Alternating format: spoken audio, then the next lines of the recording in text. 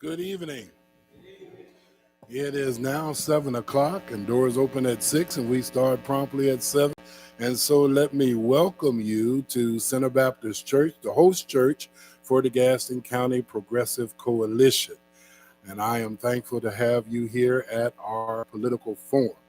All of our candidates pretty much have been invited that are running across the state and the county in various positions. And so we're looking forward to a wonderful time on tonight. And anytime you're about to embark on any great undertaking, you should always invoke the aid of deity. With that being said, we're going to ask that Reverend Sanders will come and will lead us in prayer, and then we will come back with the rest of what we're going to do for this evening.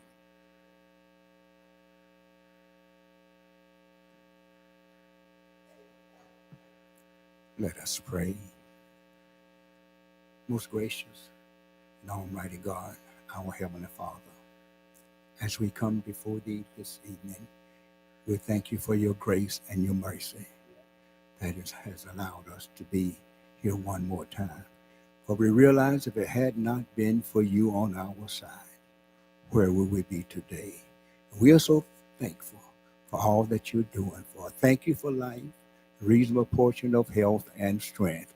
We thank You, our Father, that things are well with us as they are.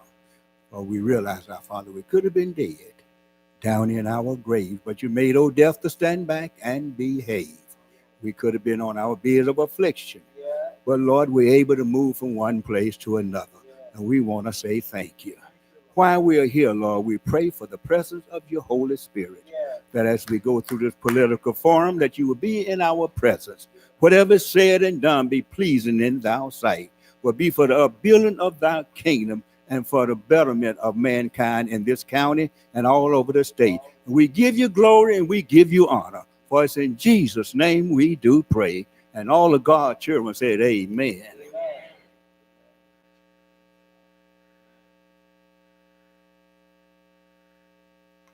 Thank you, Dr. Sanders. This, for those of you that may not know, I am Reverend Dr. Pierre Crawford. I'm the senior pastor here at Center Baptist Church, and I also serve as the political actions for the Progressive Coalition. Our chieftain is here tonight, as he is always since we began, and as he had the vision to go ahead and begin this process. So I'm going to turn it over to Reverend Greg Floyd for just a few moments, as he will come in his own way with any opening remarks that he may have. Thank you, Dr. Crawford. With all those members of the Progressive Coalition, would you please stand that are here?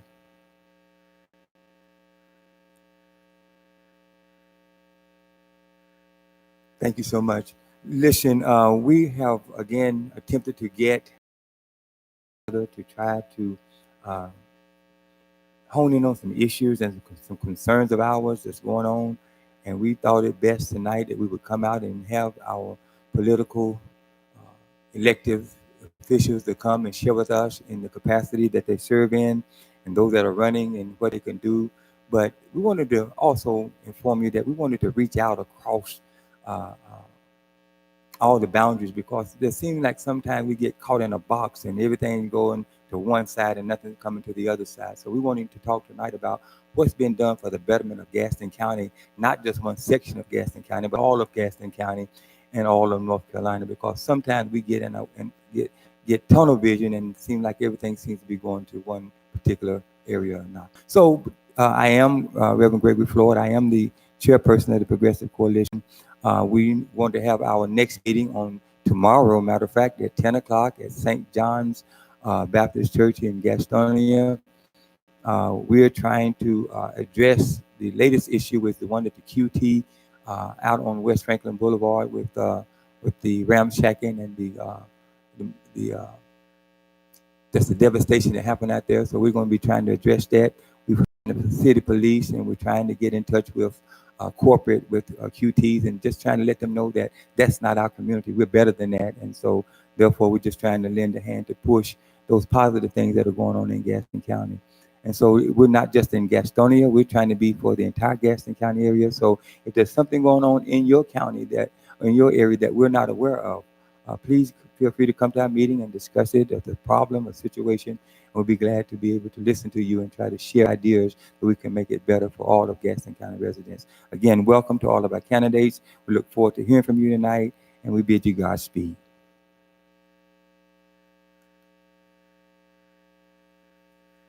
Thank you, Mr. President. Now for the furtherance of our political forum. The vision for this event is to have community come together for the purpose of meeting our candidates and educating ourselves on the process of political science. At the end of the day, we all live here in Gaston County. We need to learn to work in the system and have the benefits of the system for all. Someone is going to be elected to these various positions.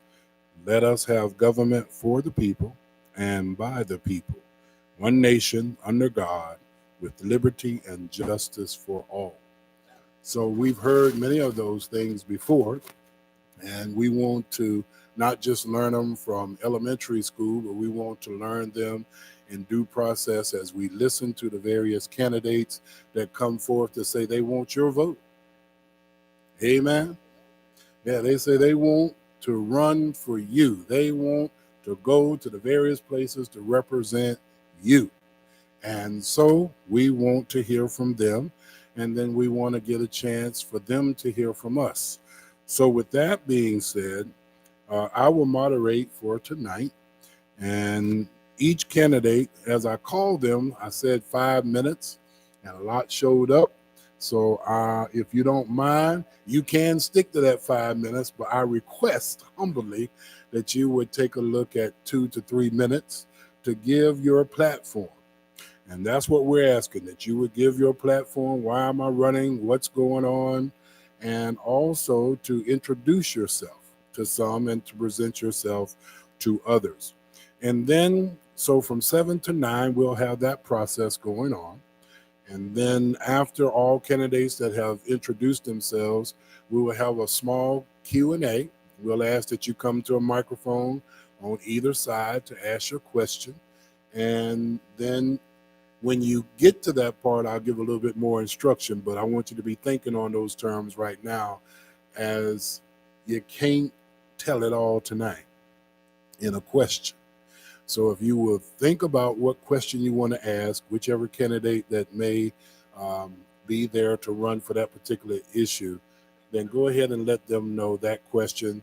And then you won't have time to give the whole complete answer tonight. So just go ahead and you'll have an opportunity to start off just a little bit. Is that all right? All right. And then at 9 o'clock, we're asking all candidates to stay from 9 until 9:30 to kind of do what we did when you first got here. A lot of people were mingling, a lot of people were talking and getting to enjoy one another's company. Isn't that a beautiful thing in politics? Somebody ought to say, man, it was beautiful here tonight. It may not be beautiful other places, but we want to make Gaston County like what we had in here tonight earlier, and we want to leave on the same note. We're not always going to agree on all the topics, all the political folks that are running, but we're going to try to do our best. With that being said, I do want to let you know who I called. I called the Gaston County Democratic Party. I called the Gaston County Republican Party. I called the Libertarians. I called the Constitution Party. Never heard of them, but I did call them. And also the North Carolina Green Party. So I called lottie-dottie, everybody, and asked them to go ahead and come or to spread the word. I didn't have everybody's phone number. Some phone numbers are blank.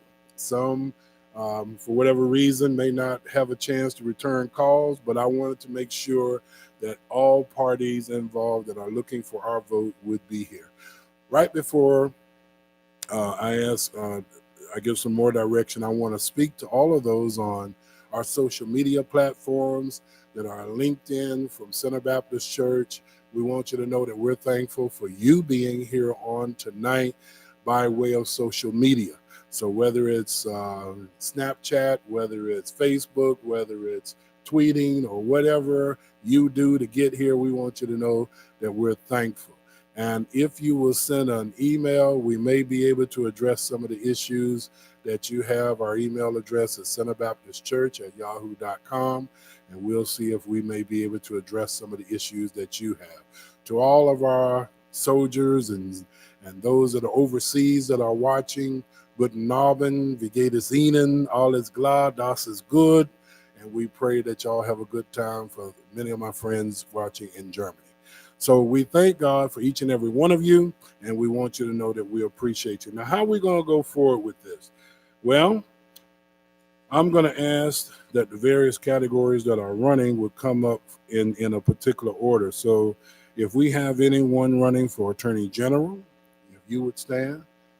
Anyone for Attorney General, anyone for North Carolina Auditor, anyone for Commissioner of Agriculture.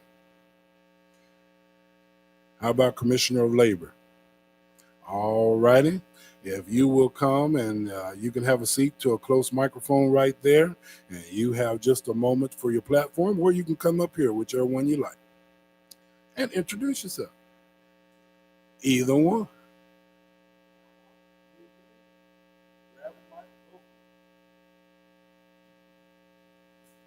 3 minutes.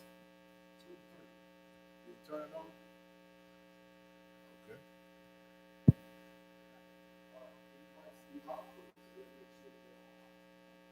Good evening, everyone.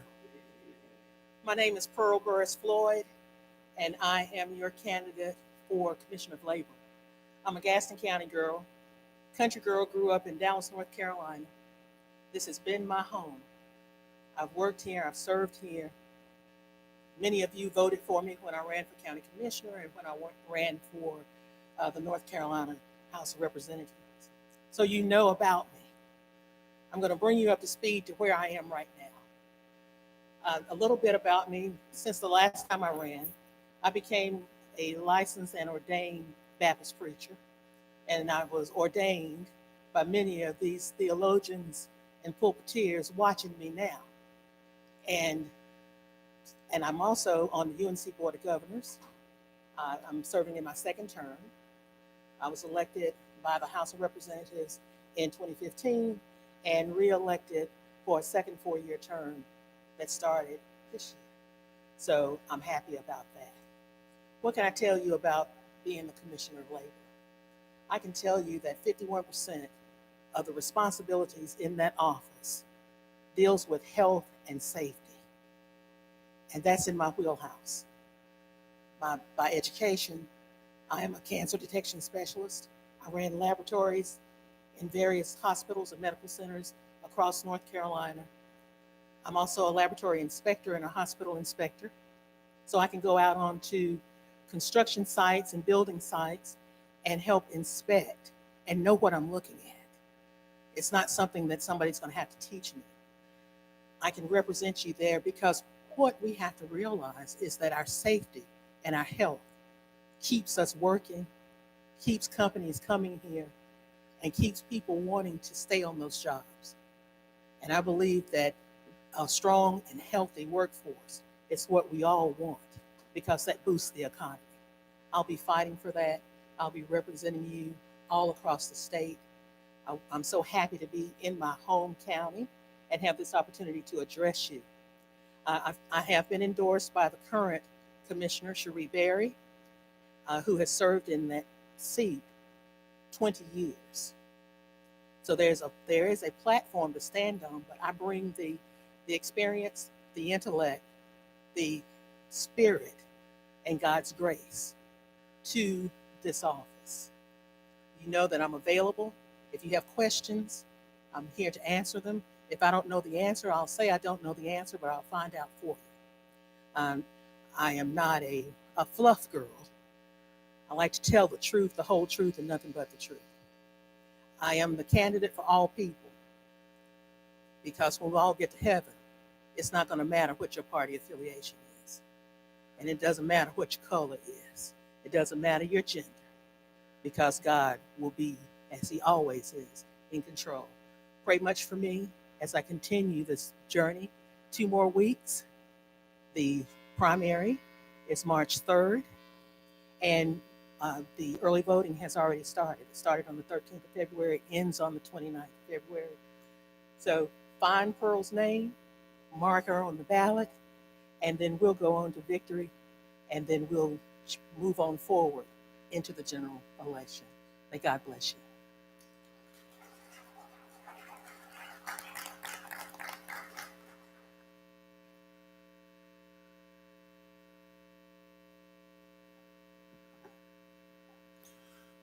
Thank you so much. Do we have Court of Appeals? Anyone running for those seats? Or anyone running any court judge seat?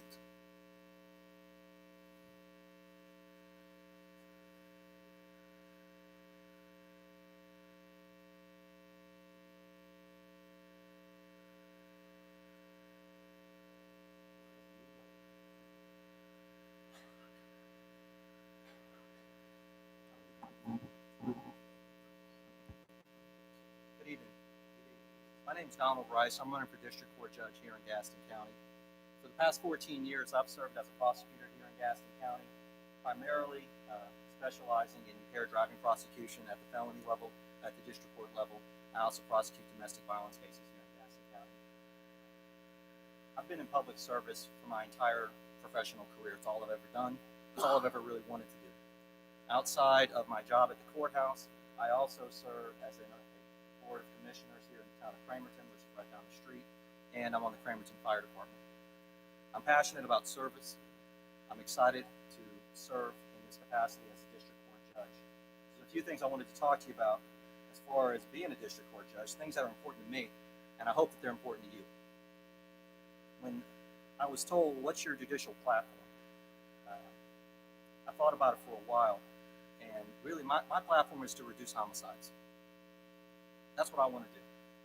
I've spoken to too many families of people who have lost loved ones to traffic wrecks, to domestic violence, to homicide. District court is not a felony court. District court is a court of misdemeanors. Misdemeanors, for those of you who don't know, are often thought of as smaller level offenses. But I'm here to tell you tonight that I've spent 14 years in that room, and I can tell you that district court is where you can prevent homicides from happening. After a homicide happens, there's nothing you can do to save that person. If you want to stop homicide, you got to be aggressive on impaired driving enforcement, and you got to be aggressive on domestic violence enforcement. Those are the two categories of offense where you can actually stop someone from losing their life. The only difference between the two, as I tell people, is when it's domestic violence, I can usually tell you who the victim's going to be ahead of time, and when it's driving while impaired, it could be anybody. Those are the areas that I'm passionate about, and I spend a lot of time working on them.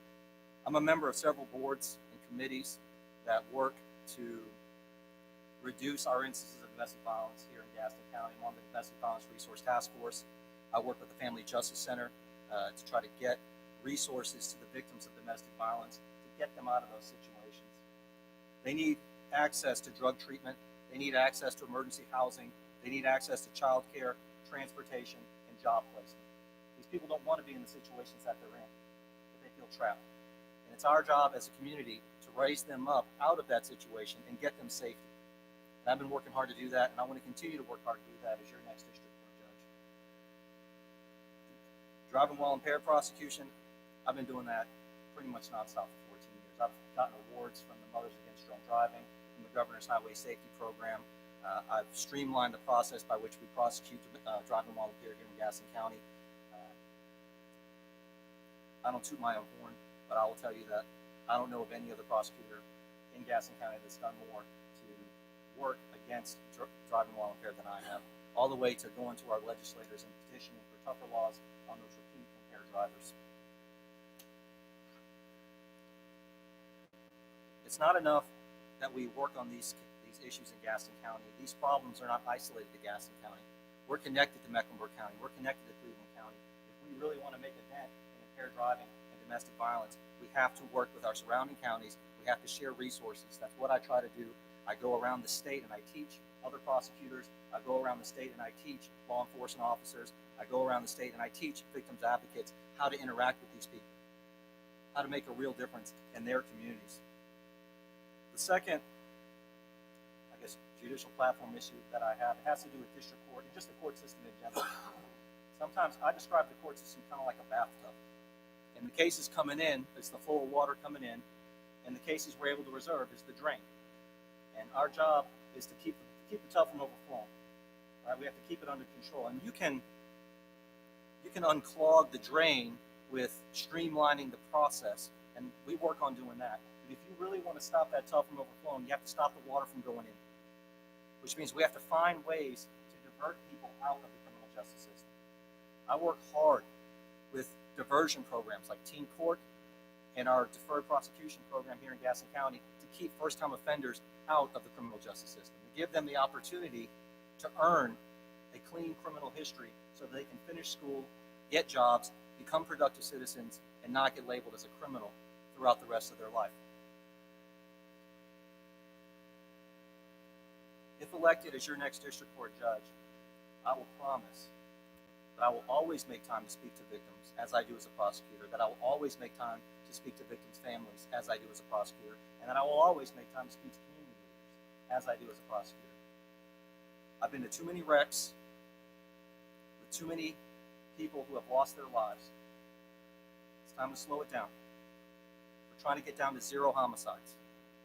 And you're not going to do it by being reactionary and putting people in prison for murder. You're going to do it by being proactive and stopping those homicides from happening. That's what I want to do as your next district court judge. And I hope that that's what you want to see happen here in Gaston County. Again, my name is Donald Rice. I'm running for district court judge. Thank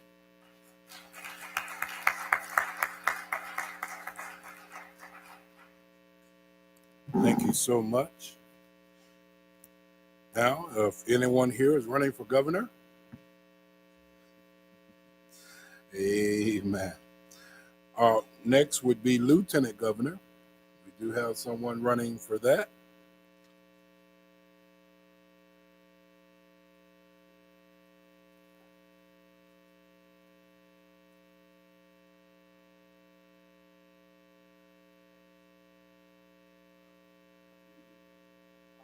Is that okay? That's awesome.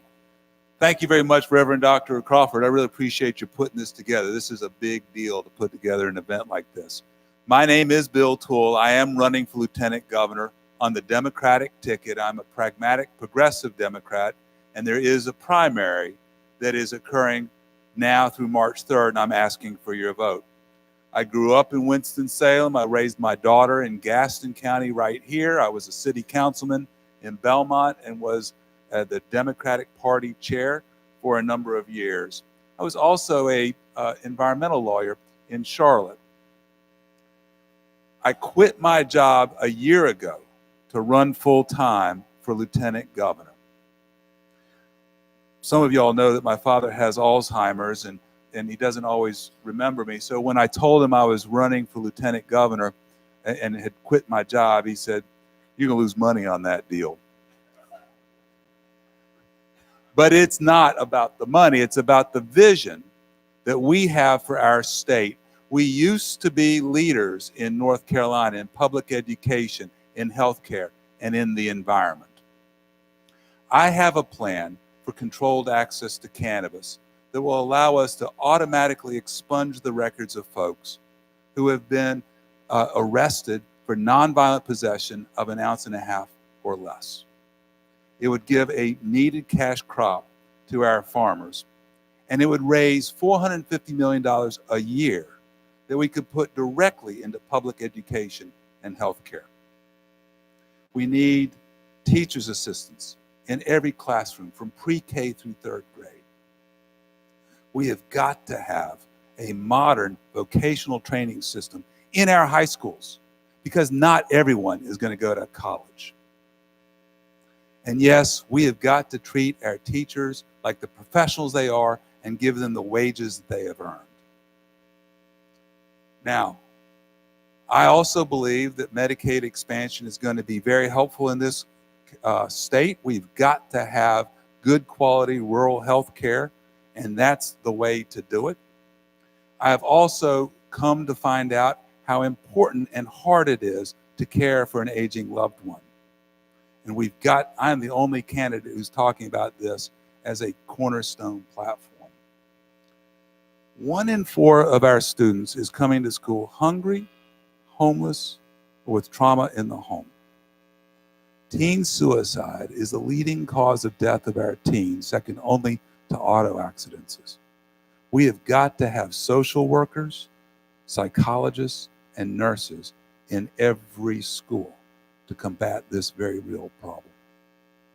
And I can tell you as an environmental lawyer, climate change is real, and we've got to confront it. How? We can be and have been in this state the leading producer of solar energy in the country, second only to California. We can be that again, and we can add to that wind energy. This provides an enormous opportunity not only to produce clean energy through wind, but also to become the producers of wind turbines, particularly down on the eastern part of the state, and we can ship them up and down the eastern seaboard. I look forward to having a conversation with you all tonight. Please remember my name and spread the word. My name is Bill Toole. I'm running for Lieutenant Governor on the Democratic ticket in the primary, and I am the right tool for the job.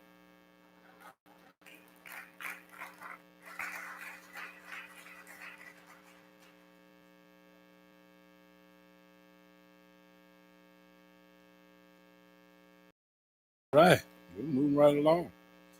From Lieutenant Governor, moving on now to, excuse me, I was trying to adjust the air there. Somebody said thank you, right? Yeah, all right. It wasn't but just on 70. All right, those that are running for Secretary of State, Superintendent of Public Instruction, we already made about anybody running for judge. We'll now go ahead and entertain North Carolina Treasurer, and in Ms. Dimple place tonight will be the Mayor Pro Tem of Lowell and Reverend T.S. Gillespie, and moderator of the Gaston County Missionary Baptist Association. Good evening. I am Mayor Pro Tem of Lowell, Thomas Gillespie, and before I give you a 2-minute spiel, I won't take you in 3 minutes of your time. I want to tell you, if any of you, because all of my friends are here, left and right, if you're ever in Lowell and you get a ticket, you see me, and I'm going to show you where to pay it. Good evening. I am an ambassador for Dimples Asmira, and she is a city council lady, a sitting city council under Val Lowes in Charlotte, and they represent over 900,000 citizens. And she has sent a message tonight, and I don't know if Dr. Crawford has the video. He has a video that he will show that will take up the other 2 or 3 minutes. But she has sent a message here tonight to say that she has the experience that you can trust. Dimple Asmira has a proven record as a certified public accountant, a city council member, and a fighter for all North Carolinians. Dimples went literally from cleaning hotel rooms to pay for college to managing a multi-million-dollar budget. As your next state treasurer, Dimple will champion access to health care for everyone. She will protect the taxpayers' money. She will restore respect for teachers, and she will restore respect for policemen and employees, and invest a sustainable infrastructure. Dimple's motto is keep it simple. As you vote, remember Dimples is the lady that can do the job. She has been endorsed by the Black African American Political Caucus in Charlotte, and she is truly a wonderful woman of God. You will see in the video that Dr. Crawford will show that she deserves your vote. She is leading in the polls. Consider Dimple Asmira for Democratic ticket. Thank you. My name is Dimple Asmira. I wasn't born into a rich or powerful family. My parents immigrated to the United States to live the American dream. With the help of outstanding teachers and counselors, I graduated from Southern High School in Durham and went to the University of Southern California California, and later became a certified public accountant. I'm a city council member and a fighter for all North Carolinians.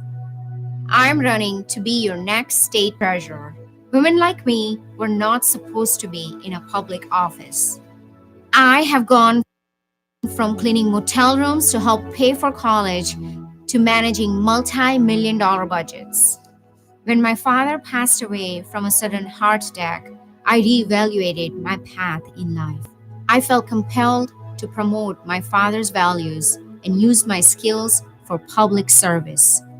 I left a lucrative career in finance to serve on city council, where I successfully championed affordable healthcare for thousands of local employees. Going into politics was not my plan, but access to healthcare is at risk. Retirements are at risk. Our democracy is at risk. We have to ask what has been done to keep our hospitals open throughout the state, especially in rural areas. We have to ask what has been done to hold corporations accountable for polluting our water. The answer is clear: nothing.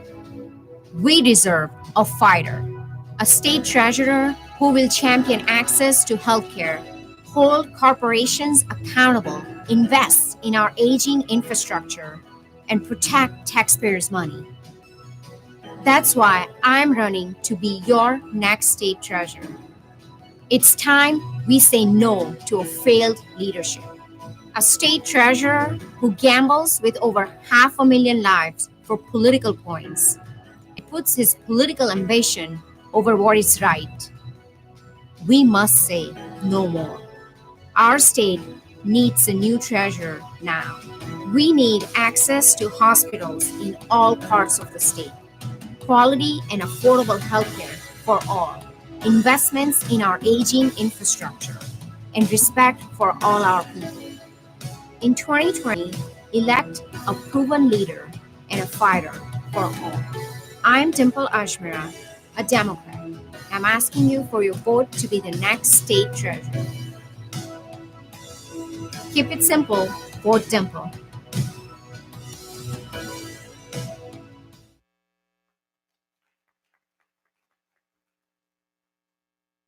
Thank you so much for bringing that presentation. Also, she wanted me to lay emphasis that she would have been here tonight, but she is still currently serving in Charlotte City Council, and she is at her post. So that's why she couldn't be here tonight. Anyone running for U.S. Senate or U.S. House?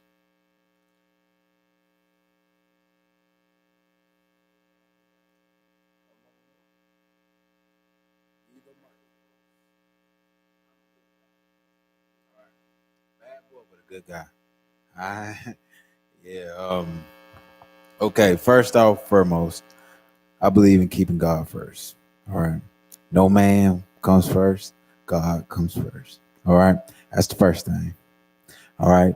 After that, I want to help all people. All people. The inner cities, the outer cities, everybody. Like Dimple just said in that video, she elaborated on the fact that there aren't many hospitals in rural areas, right? Most of the hospitals are in inner cities.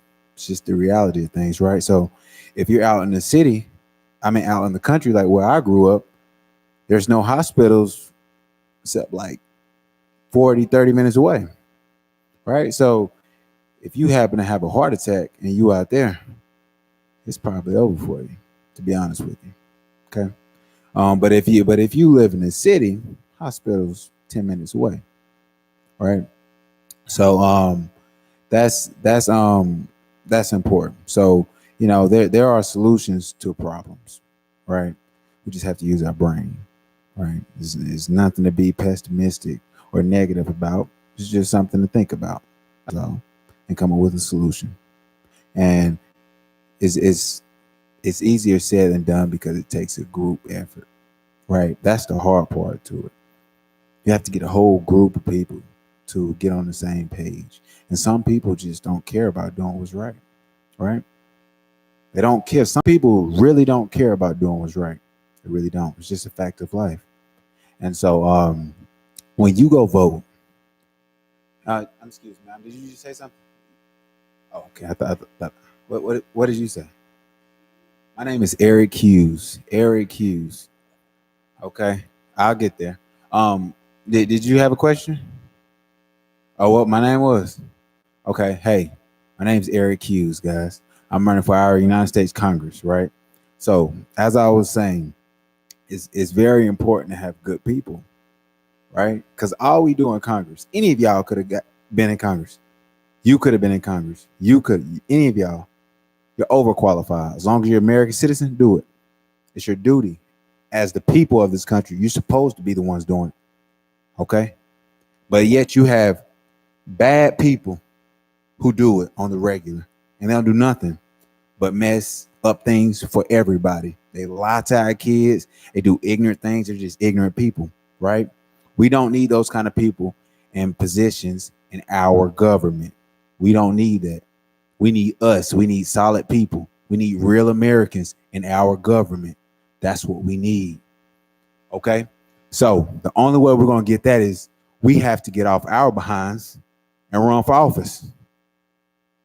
And if you're not going to run, be someone in your local community who gets old people and young people and middle-aged people who don't vote. Get them to get out and vote. That's the least you can do. And, working together is imperative if we want to see the America that we so truly love. We love our country. We do. We don't like ignorant people. We don't. All right. But, we have to come together, work together for a greater good, for good people. I don't care if you're 100 years old and you got 10 degrees. That don't mean nothing to me. I don't care if you're 50 years old and you got 10 degrees. That don't mean nothing to me. The question is, are you a good person? If you have the opportunity to help people, are you actually going to help them? And if you have the same opportunity to hurt people, will you support that opportunity to hurt individuals? You need people who will do what's right. That's all you need. That should be the number one requirement. You start looking into a candidate. Will this person, if a bill comes across to give people health care, just to help people generally, I'm talking about just generally just good people. You usually can tell, right? Bad people, they just act bad. They act ignorant. They act nasty. You can just tell by their demeanors. They telling themselves in most cases, right? And so, those type of people you do not want to support. We don't need them in office. Okay. Now, in the past, a lot of good people have not ran. They have not ran for office. They didn't put the name on the ballot, right? I think we all can agree on that. It's been too many times. Even now, it's certain positions you go voting for that position and there's no one good even running for it. Just because they're on the ballot don't mean they're a good person. Okay? We need solid people. I know our people are good people. We always have and always will be. And, our people, I know our people are good people. Some people, they know their people are bad people, but they support them anyway. Right. It's ignorant. But hey, guys, go vote. Go vote for Hughes. Vote for righteousness. It's simple. Okay? All right.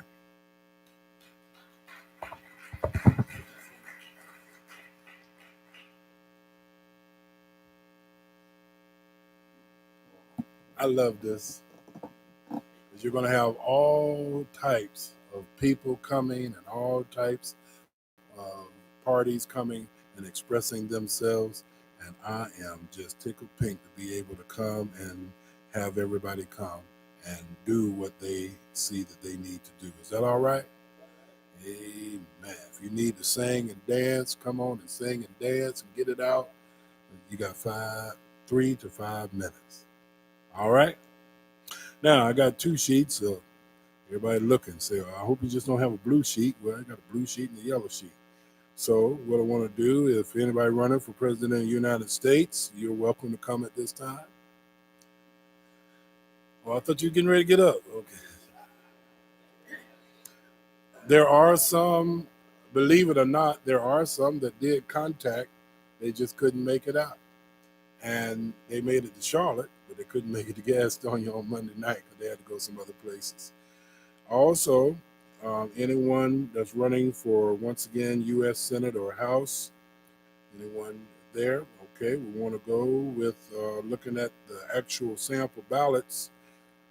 Anyone running now for county commissioner? I got a few running for county commissioner. All right, so if all of y'all would like to go ahead and line up right here, since there's so many, you can go ahead and take a seat, get your mic if you need some water. While they're doing that, we got some folks back there. If you need to register to vote, who's back there to help register to vote? What group is this? All right, so if you want to register to vote before you leave tonight, the table is out there, out front. You can go ahead and take the time to do that. While they're getting situated and getting a mic close to them, there's a reason why that towel is there. You can go ahead and get the towel there in front of you so you can have it right in front of you if you like. And the reason why that towel is there so the mic won't roll off, all right? And they already have everything hot up there, correct? All right. So we're going to listen to those that are running now for county commissioner.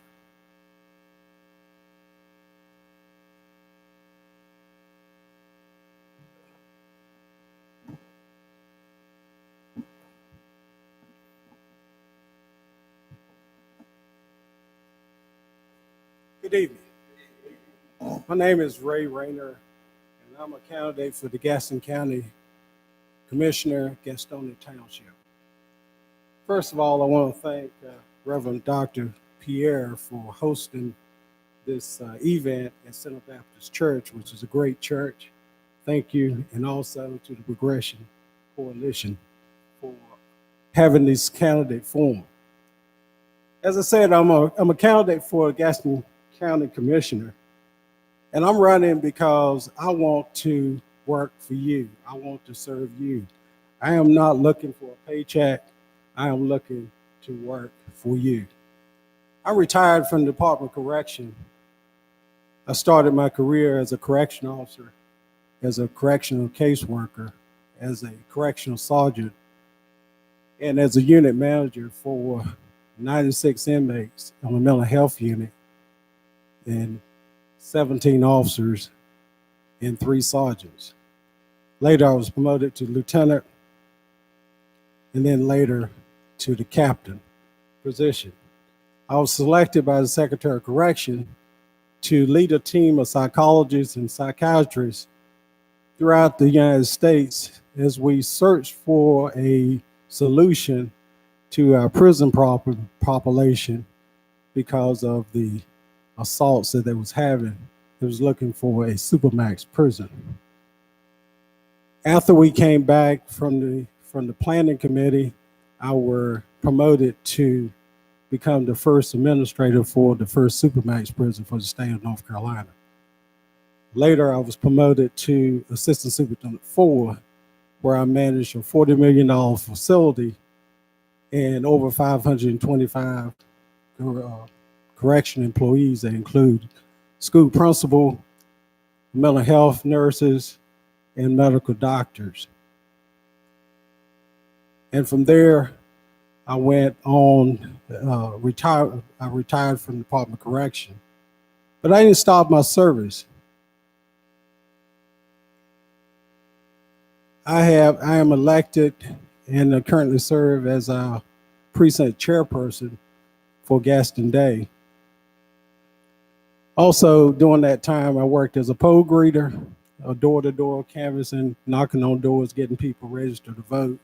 I've been doing that for over 10 years. And also, I served as the second vice chair for the former North Carolina district, congressional district, where I served the counties of Cleveland, Gaston, Idell, Buncombe, Catawba, and Cleveland County. Also served as the second vice commander for NAVVET, which is a veteran association here in Gaston County. I am a licensed broker, realtor, and I'm a Mason. I've served as a 33rd degree, which is the highest level for the Masonic degree. I'm a veteran, the United States Navy. So congratulations to all the veterans and all folks in the armed service that's here in the room and those that's listening on social media. Thank you for serving. I've earned degrees from Southeastern Community College and also UNC Charlotte, where I major in criminal justice. I am married to my best friend, my companion, my advisor, who I met when we was juniors at UNC Charlotte.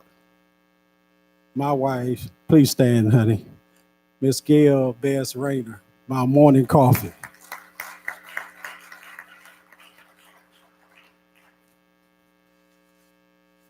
I first came to Gaston County in 1977, and I lived and worked in Gaston County for over 25 years.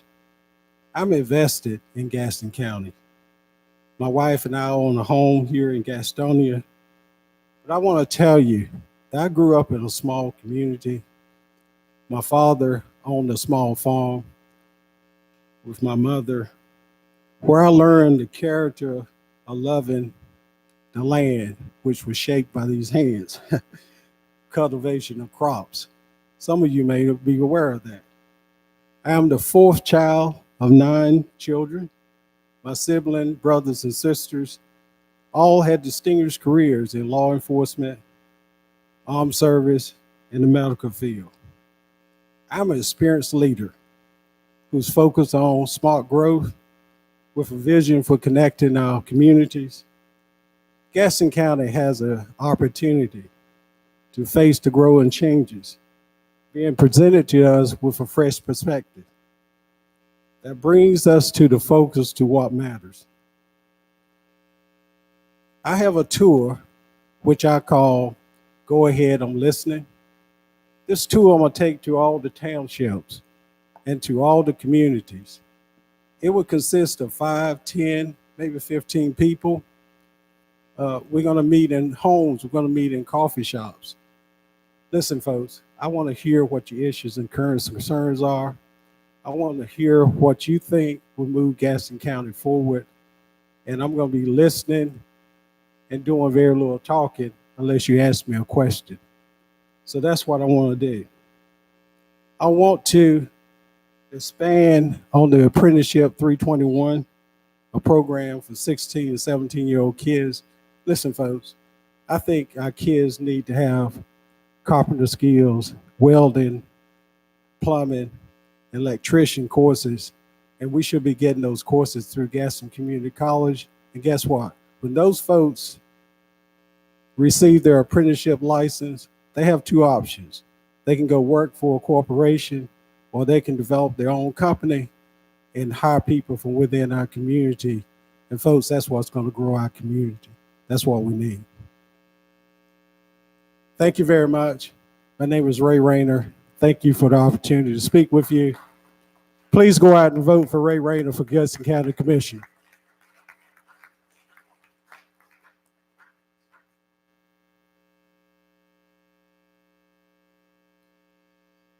Good evening, everybody. My name is Ira Roberts. I'm running for County Commissioner from the Crowders Mountain Township. It's a separate race from the 2 gentlemen up here. I'm an Army veteran. Ray and I have been giving each other a hard time back and forth on the campaign trail. He's a Navy guy. I started out enlisted, and then I went on from there. I got accepted to a program called Green to Gold, and they let me go back to UNC Charlotte and finish my degree and then come back into the military as an officer. Before I go too much further, it's been hit on a couple of times. I didn't want to thank everybody involved in putting this together, and primarily for one main reason.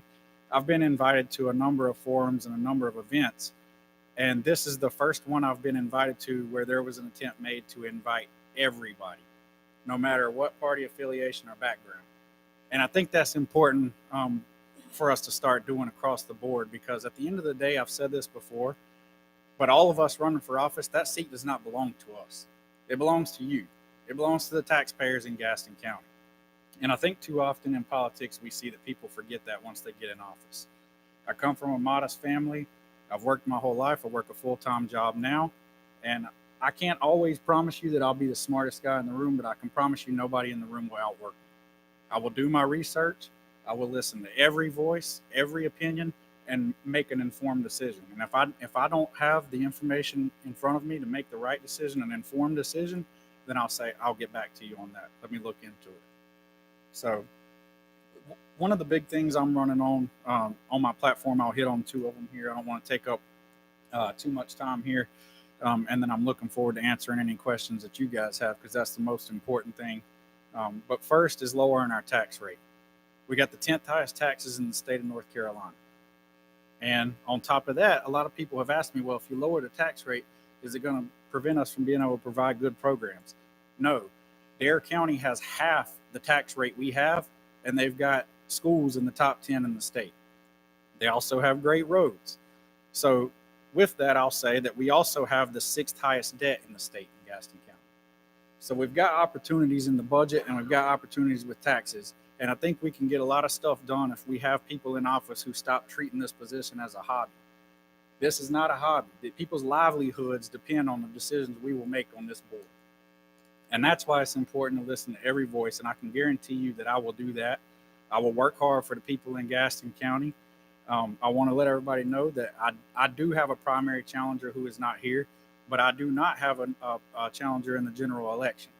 So whoever wins my race in this primary on March 3rd will be representing you from my township. I want everybody to keep that in mind, because even if you are affiliated with another party and can't vote for me in the primary, I want you to reach out to me with your questions, because at the end of the day, if I win this race, I represent everybody in Gaston County, not just the people who voted for me. I'm interested in hearing what you have to say, and I look forward to your questions. Thank you for your time.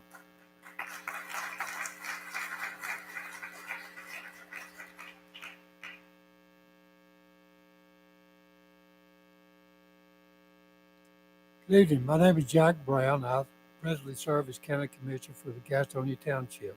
And I do thank you guys for having us here today. I'm like Era, it's a good opportunity for all of us to see a different view of all the different things that's going on in this county. And I'd like to correct a few things that is going on. This is exciting times in this county, whether we want to believe that or not. This past year, we put on 1,500 more new jobs. We worked on another 500 already for the first 2 months of this year. And so those are things that can happen right now. And this is things that we're looking forward to happen even into the future. I know our unemployment rate is probably around 3.5%. And it's going to even get even lower with these other folks going on work jobs. So this is some things that are happening right now. And also going back to education and for the vocational jobs that are going to be open.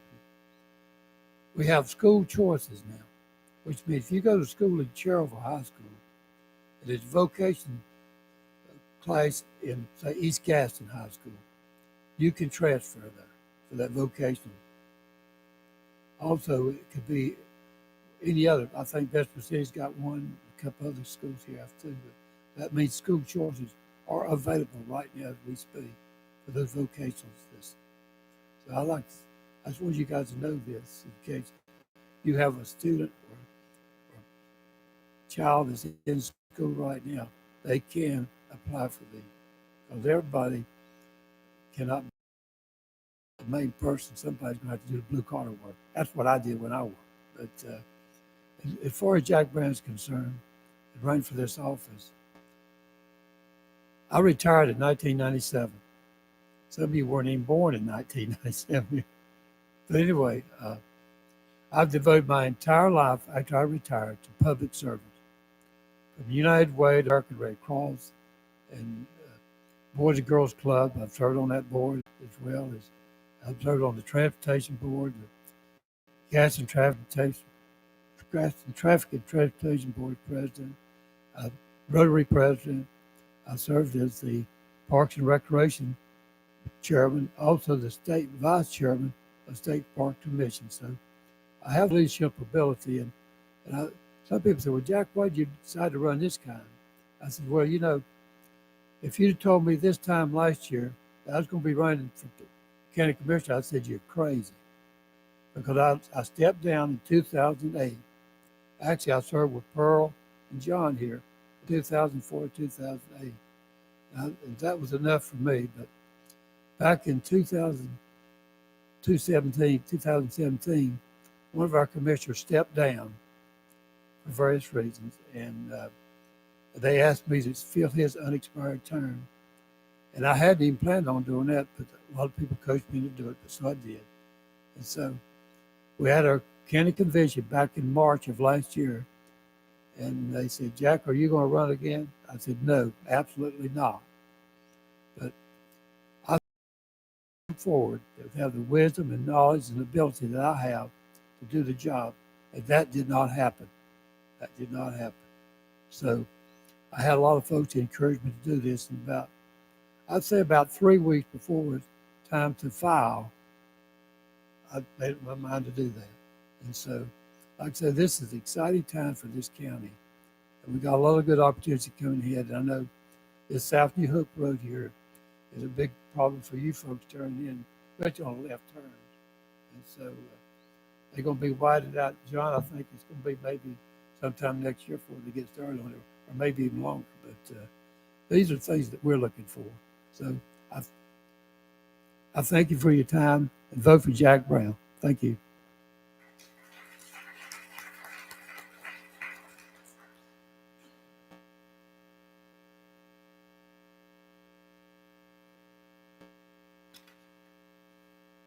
All right. We thank those that are running for county commissioner. Come on and give them a hand as they take their seat. We have those that are running for House. Not all are looking at the primary, but they're all looking forward to November. So we got those that are running for the House for the state. If you're welcome to come on up at this time.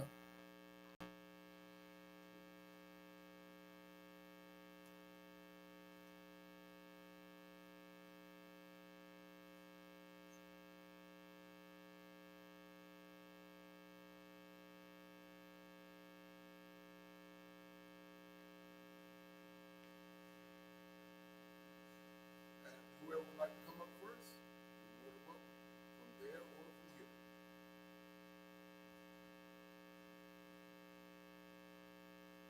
All right, good evening, everyone. My name is Daniel Caudell, and I'm running for North Carolina House in District 108. So I'm going to tell you a little bit about me and how I got here. I am an Army veteran, like Ira, and I'm going to mimic what he said. I may not know everything, but I'll be the hardest person working in the room. No offense to Ray. Go Army. But that was where I learned a lot as a very young man. I joined the Army when I was 19 years old, and I learned a lot about service before self.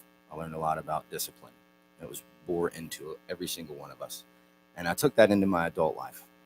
I had a child at 24, and at 26, I became a single parent. And I raised that child. And I did the very best that I could. And she's an amazing young woman. She's in Gaston College now, my alma mater. I'm very proud of what I did there.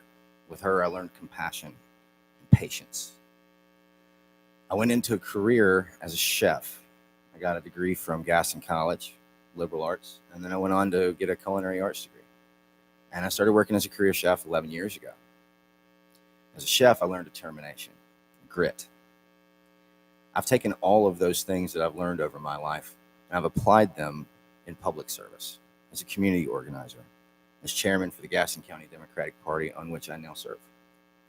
I'm also chair of the City of Gastonia's Fair Housing Advisory Board, a board I'm happy to share with this fine man right here, Dr. Crawford. And some of the things that we've done there has really given me the insight that I needed to see where we are, where we can do better. And I'm very thankful for Mayor Reed for giving me that appointment. I also serve on the Board of Trustees for the Gaston County Public Library. If any of you got to go see the Maurice Sendak exhibit recently, I hope that happened. I was very proud of that. All of these things are great. My appointment to chair for the Democratic Party happened kind of abruptly over the summer.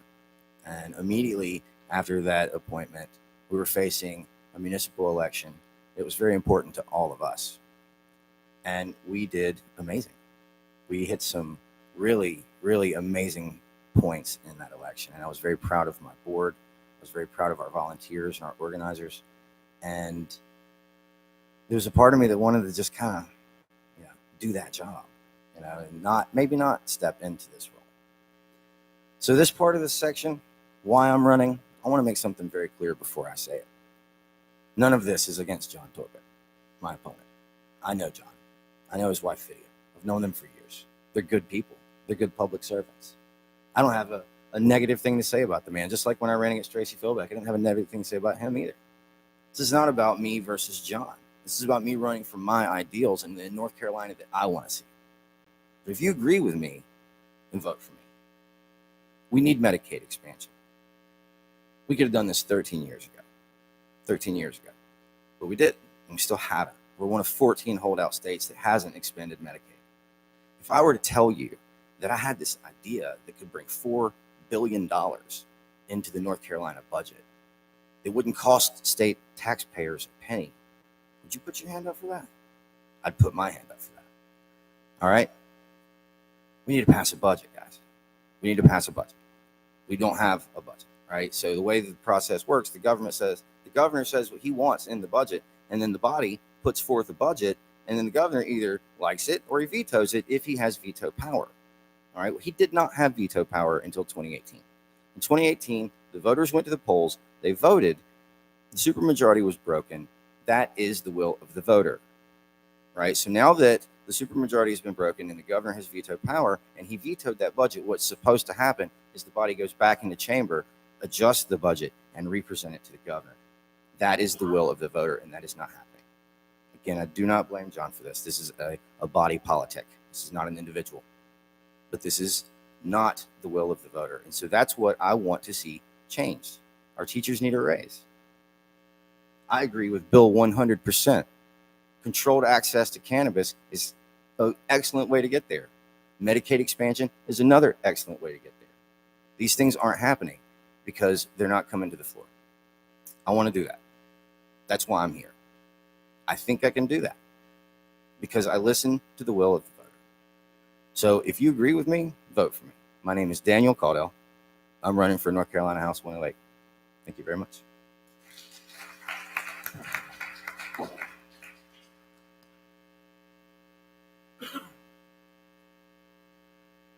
Good evening. Thank you for letting me come here tonight, Reverend, and try out these new glasses. There are people out here, aren't there? Bill, it's good to see you. I haven't seen you in a while, sir. I hope you're doing well. First off, I want to tell you some of the guiding principles, what I live by, and then we'll get into the talking points.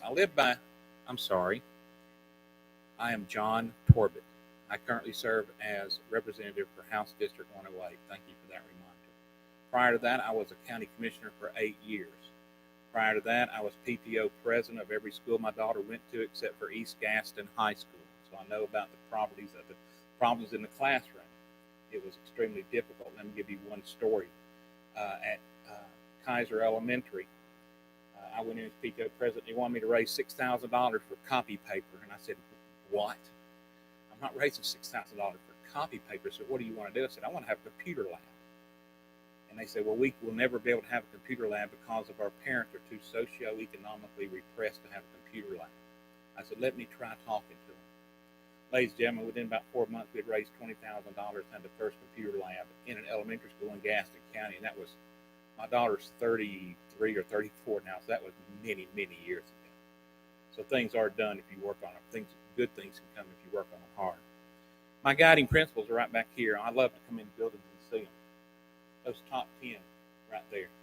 And then my parents taught me the golden rule. Try to treat everyone as I would treat myself.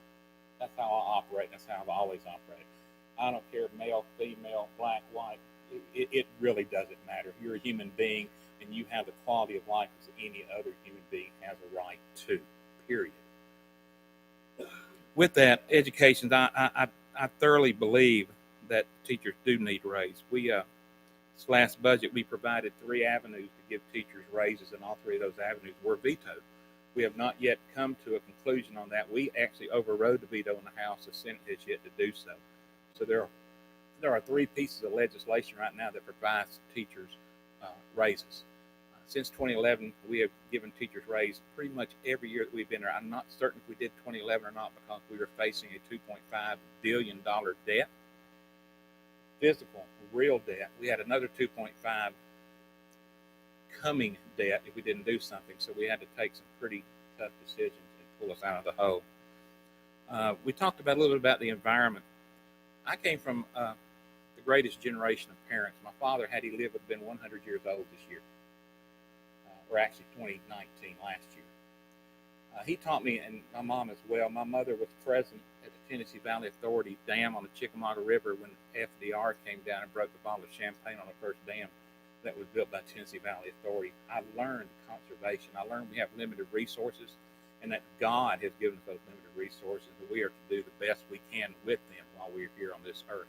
I've always lived that way, and that's my practice. I'm also proud to be the one that found the funding to open up the Mountain Island Educational Forest after it had been talked about for 20 years. I thought, how absurd. When I had an opportunity, I acted on the opportunity. It is now cutting, ground has been broken, and they will start building this spring on that facility. So every school kid in Gaston County and Mecklenburg and everywhere around this area can go learn about trees and learn about the forest and learn about the animals that live in each of those. Just a good understanding. Pretty much my life is on my website, www.johntorbett. I'm an open book. Everything I've done is listed on that website. If I started going over it, I wouldn't have time to do anything else, Reverend. But please feel free to do that. I've been around the sun 63 years. Anybody been around about 63 or more? We've learned a lot, haven't we? We've seen some rough times. It's my job, and I'm here to tell you, we've seen some rough times before. We think we see them now, and there's some times out there that are a little troubling, a little shaky, because the devil's at work. But we haven't seen times like we saw years ago. I remember growing up, sitting on top of Missionary Ridge, watching a third of Chattanooga, Tennessee burn to the ground. My friends, I'm in office to make sure we never go back to those times. Absolutely not. Never, ever go back to those times. We are here to focus on our grandchildren and our children and make sure they have a much better place to grow up and to multiply than we ever had. That's my job. I'm John Torbett. I will continue to do that with the love of my wife of how many years now? I almost forgot. Oops, I'm trouble. 30, 50, almost 40. Almost 40 years. Yeah, I know. I'll be in trouble. I know. Almost 40 years now. And I have the honest to God, let me tell you a real story, and I'll sit down, Reverend. My wife is my legislative assistant in Raleigh, and that means we work with each other 365 days a year, 24 hours around the clock. We work Monday through Monday. If there was another day, like the Beatles said, 8 days a week, we'd be working that day as well. We're always there for you to call. I had to talk her into going up there for 6 months. For 6 months, I had to talk this young lady to go work with me. She had a good job. She didn't really want to go to Raleigh. She finally, okay, I'll go. What we do is work with constituents. You call, you have a problem. Chances are the reason you're calling us because you have nowhere else to turn. We're your last hope. We solve those problems, we find solutions, and get the job done.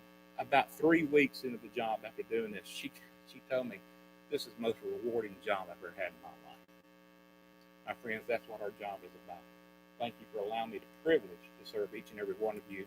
I look forward to serving you as long as I possibly can. Thank you very much.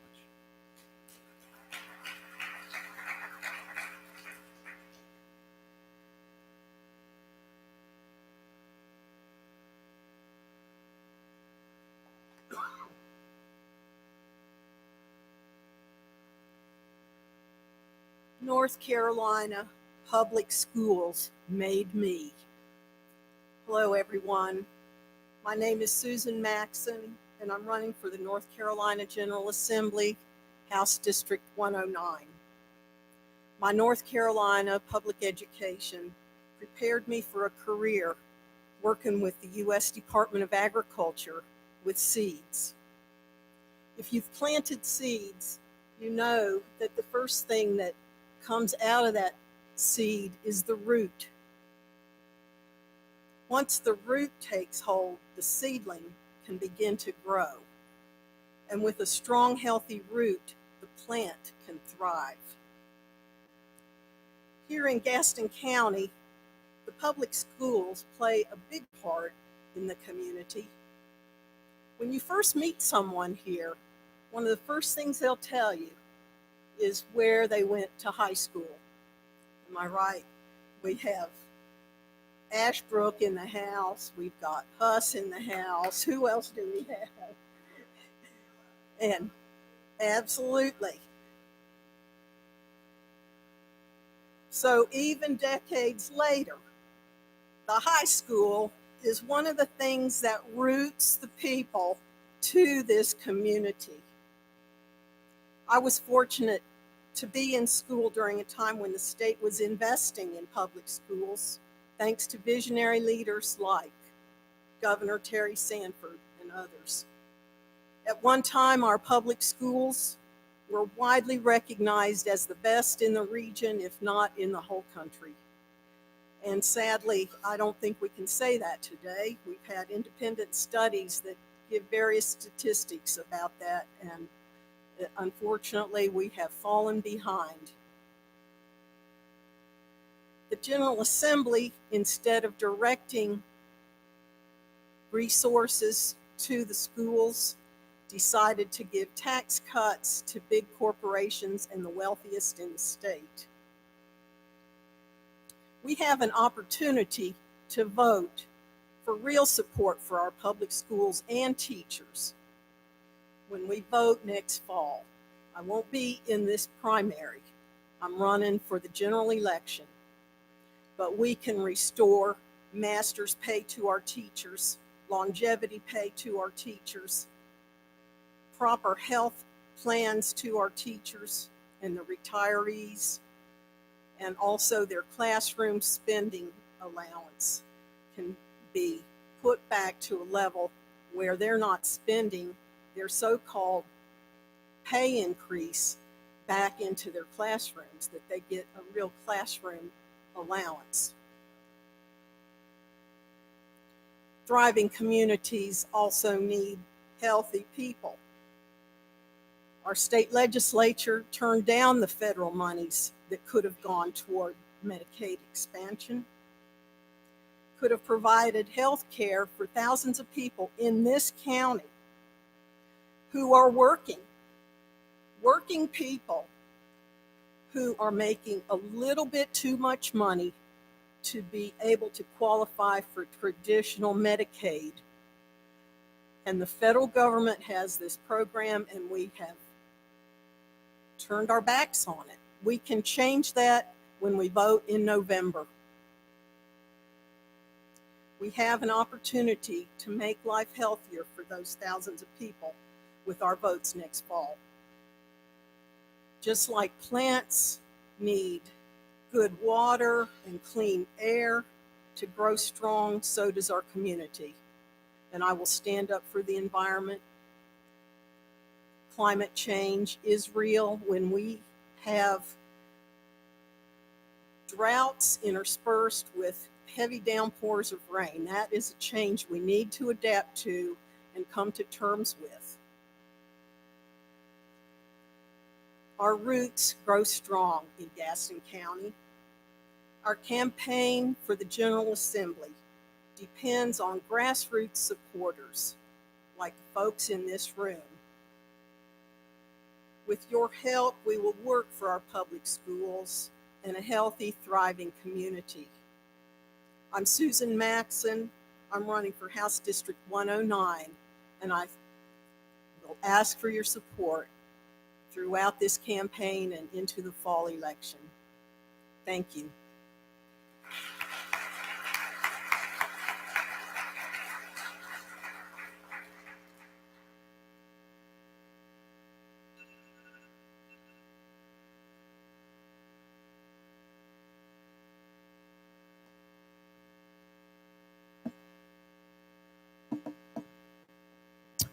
Good evening, everybody. I am Representative Bumgardner, North Carolina House. We're in my district here, and I'm happy to be here. Been in Gaston County all my life. I appreciate Reverend Crawford inviting me here tonight too, and we have a pretty good crowd, and I'm happy to see that. You know, we are in a great place here. Gaston County is a happy place. It's a great place to be, and if there's a lot worse places in our state and the country, of course, but even around our state, we have a lot of people that envy where we are and how we have a high quality of life. We have a lot of good jobs. We have people that want to come here, and a lot of counties don't have that. They don't have anything, and they're struggling. We're not. We're doing great, and I want to keep doing great. My reason for being in the General Assembly, I have raised a family here. My whole family's been here for 3 generations, and I have a son and a daughter, and I have 2 granddaughters. And I worry about what kind of world they're going to live in when they get to be my age. And I want us to keep fiscally responsible. We have to be able to pay our bills. There's no magic pie out there that people can have everything they want. We have to make decisions. And when you make decisions, you have debates and you decide what to do. And the way you get a good decision is you have a sharp debate. And the better debate you have, the better decision you're going to come up with.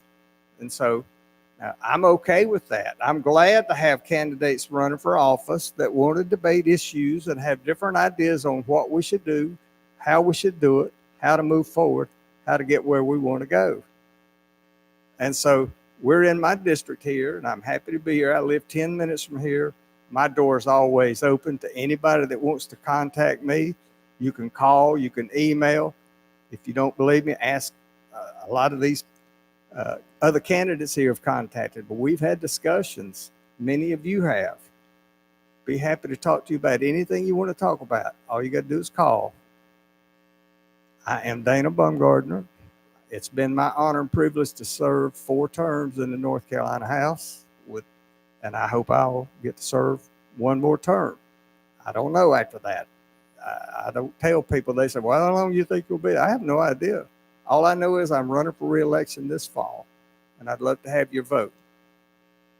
And I represent everybody to the best of my ability without regard to any issue. Anything they want to talk about, I'm happy to talk about it.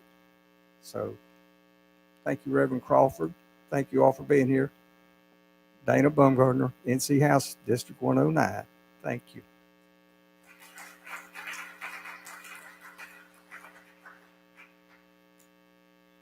Thank you so much of all that came up. Y'all had an opportunity to speak.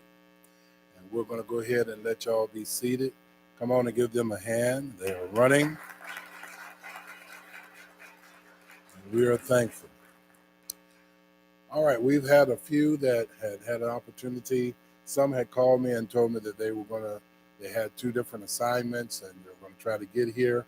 So I want to take this time now that anybody that's been sitting up here, I don't want to overlook anyone. Has anybody not had a chance to speak yet? I know you just came on in. Is anybody else? Okay, we're going to go ahead and bring you up. If you've come in and you haven't had an opportunity, we want you to come on up and get ready to have a word, whether you're on the primary or whether you are in the general election in November. And shortly after we finish hearing all that have come, we're going to give you an opportunity to go ahead and just say who you are once again, your name and what you're running for. And then these 2 mics here will be able to be used if someone has a question. A question. Not a political statement. If you ain't running, you just ain't running this time. But you can ask a question for those that are running and want to represent you. Does that make sense? All right. So we'll go ahead and come on up and introduce yourself. Good evening, ladies and gentlemen. I apologize for being tardy. I was actually in Burke County at a town hall that I ran. My name is David Wilson Brown. You may know my name because I ran for Congress here last election against Patrick McHenry. We had a great showing. I did almost 41% of the vote, my first time out as a candidate. But the wisdom of the NCGA and many other court-related reasons, we have a new congressional district. We are now in the 5th congressional district for this election in 2020, and I am running again to represent you. My reason for being here is to fight for the people of this district, no matter what side you stand on, no matter what you believe in. Something that really hit and how a good reflection of what I stand for. I was doing research the other day for an event that was held in the honor of our former president, FDR. And in January of 1944, he proposed a second Bill of Rights for American citizens. This was at the height of World War II, before D-Day had even happened. He put out there that we as American citizens should deserve the right to a job paying a decent wage, healthcare, education, housing, making sure that we had Social Security in our time of need, old age, sickness, disability, and unemployment. These are the foundational things that we as American citizens should have. These are things that should be a reflection of the taxes that we pay. We have gotten to an age in America where corporate greed is denying that every American citizen should have these foundational things for which they can build their lives upon. That we can stand on our own and not require something of the government on a daily basis because we have these foundational things managed and handled, and they're affordable, that we can live through that. These are the things that I want to run in Washington to represent. I want to represent the people of this district for those core things and get back to that value of standing with our brothers and sisters, standing with our neighbors, and fighting side by side, and fighting just as hard for the person sitting next to you as you would do for yourself and your family. Why can't we get back to that time? Why do we have to be in this me generation led by the man leading our federal government right now, who is the epitome of everything we would tell our kids not to be?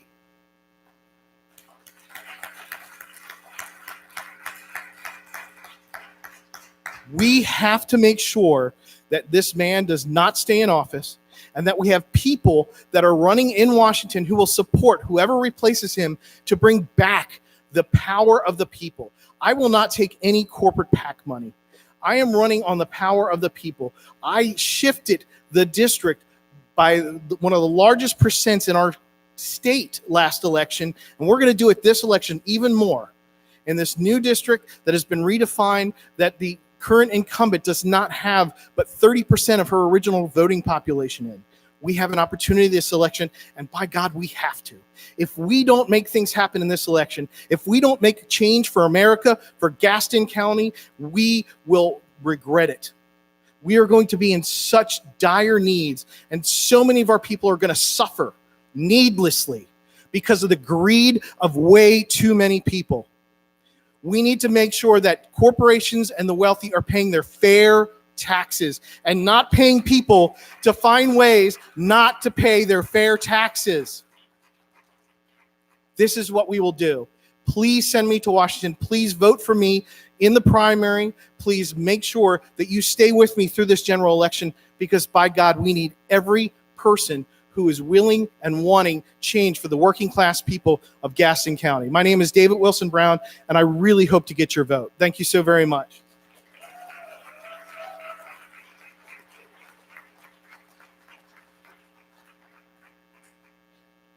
All right now.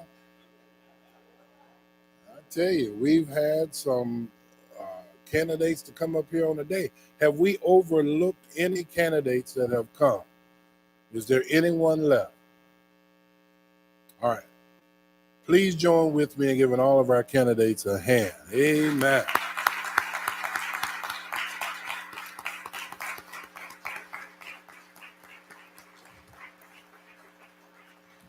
I applaud you for coming out. I know it's not an easy task standing before people. Trust me, I know. But I'm glad that you took the time to go ahead and do just that. Now, what we want to do, if just for the next little bit, is we want to have a Q&A, just time to go ahead for those that may want to ask some questions. Now, it's going to be a little different. any candidate that you want to ask any question, we're only going to give them 2 minutes to respond. If we don't, we won't be able to get the max in there. With that being said, don't take over 2 minutes asking the question, because they only have 2 minutes to respond. And so we ask that you would go ahead and make yourself ready to go ahead and do that. I'll be checking. Veronica, I believe, is looking online there. So if anything comes through the email, if you would let me know about that, I'd certainly appreciate it. Now, with that being said, there's 2 mics set up. Production ministry is going to make sure that they're on, so you don't have to do anything, but just go ahead and speak through them. And we ask that you would come and that you would get in line and that you would be prepared with your question. Now, right before, as they're coming, to go ahead and do it, either mic, got one on both sides. I just want you to briefly stand up and use your big voice, each candidate, and say who you are and what position you're running for as a reminder. We'll start right here with Pearl.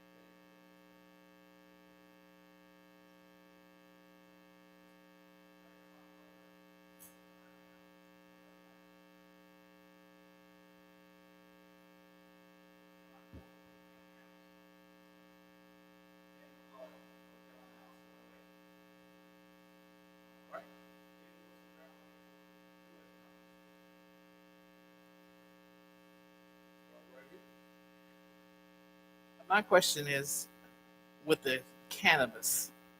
Okay, I have issues with that.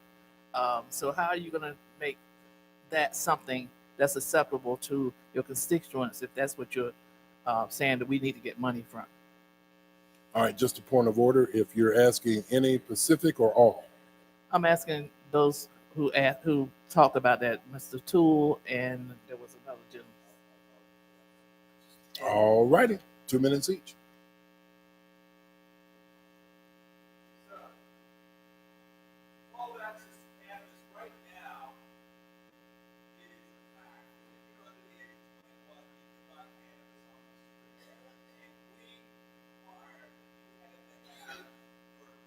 Check.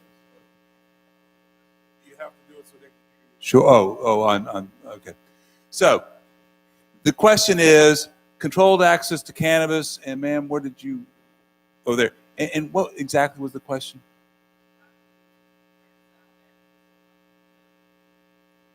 Sure. So how can we reconcile controlled access to cannabis with those who don't believe that one should have controlled access to cannabis? To me, it's no different than alcohol. There are plenty of people who do not drink. I, for example, am clean and sober. I've been clean and sober for 35 years. There are plenty of people who feel the same way, but the truth of the matter is this. Cannabis is non-addictive. We got 34 states who have led us already in having some aspect of controlled access to cannabis. They have seen opioid use fall tremendously in those states, some by as much as 43%. In Colorado, they've seen no increase in use in cannabis, and what they have seen is they've been able to raise taxes and put them to schools, and they have been able to have a tremendous improvement in the school systems, and they have expunged the records automatically of people who have been arrested for small amounts of small amounts of cannabis, so that they can go back to work and have second chance employment. And in North Carolina, our farmers have a tremendous need for a cash crop this is it. It replaces tobacco. So that's why I'm in favor of controlled access to cannabis. Okay, so if I gave you the impression that I think controlled access to cannabis is nothing but a revenue stream, then I apologize. And then my answer is going to be a little personal.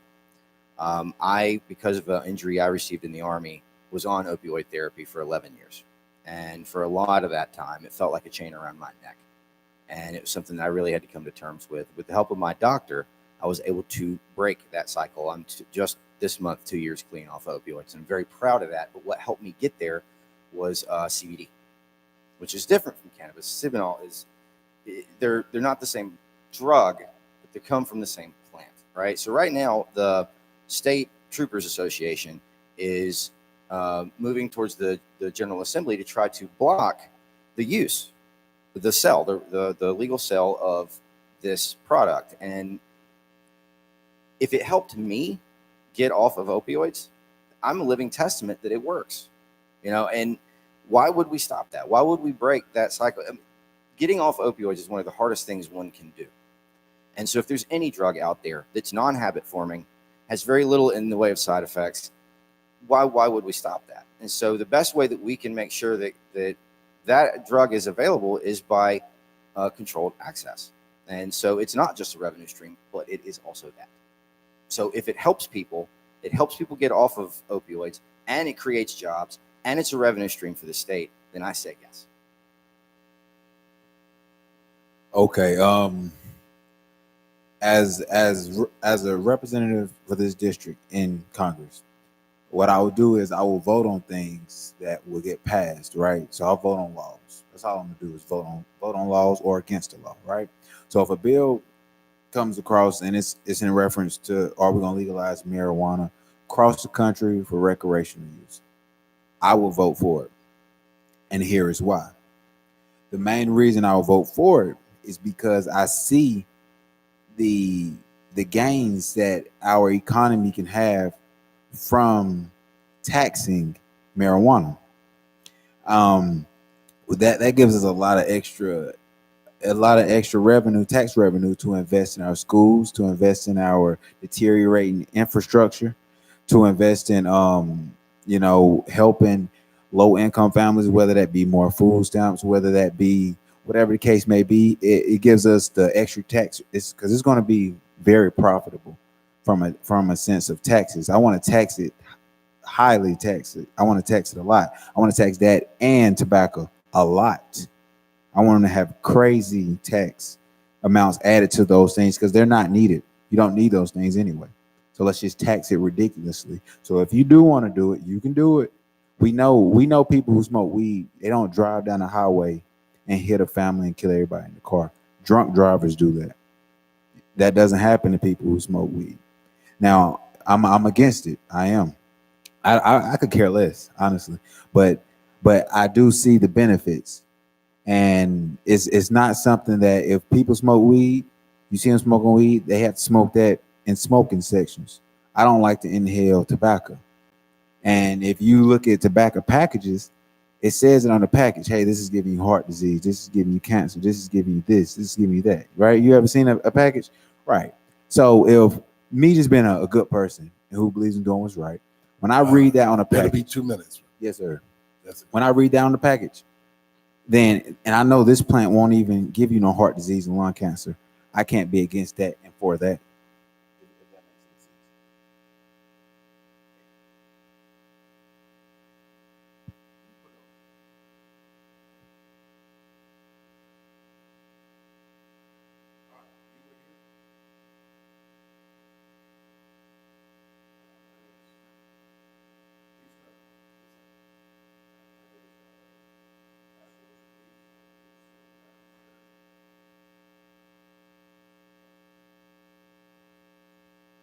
My name is Pastor Richard Reed from New Gethsemane Baptist Church.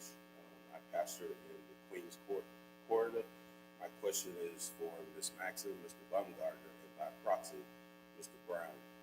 I'm concerned about that neck of the woods, if you would, because there are so many things that are happening in our county that are progressive, that are motivating, that so need things that really need to happen, but they're not happening in that area.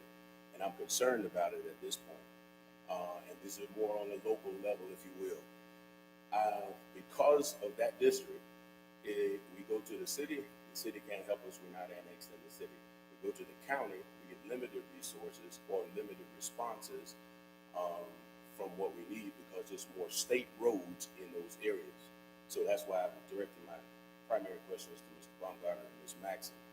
What are we going to do about that particular area that seem to be being left behind on what's happening in Gaston County? One of the major problems that we're having, and I'm convinced because I'm an activist pastor in our district, I go door to door to every person in that district, and they know me by name. And what's happening is we're getting people from other districts because we don't have county garbage, we don't have county services that are coming to those areas. They're all private services. So people come to our area right around the church, even on church property, and they're dumping their garbage, their couches, all of those things. And I can't get a handle on what government agency can help us in those situations. So again, Ms. Maxson, Mr. Baumgartner, by proxy, Mr. Brown.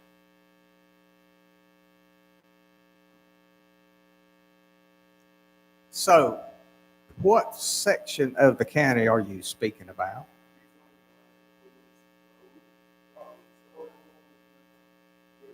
Listeners, so they have 321 Queens Court, Queens Road, Nyla Dunn, Tyler, Stagecoach, in that area.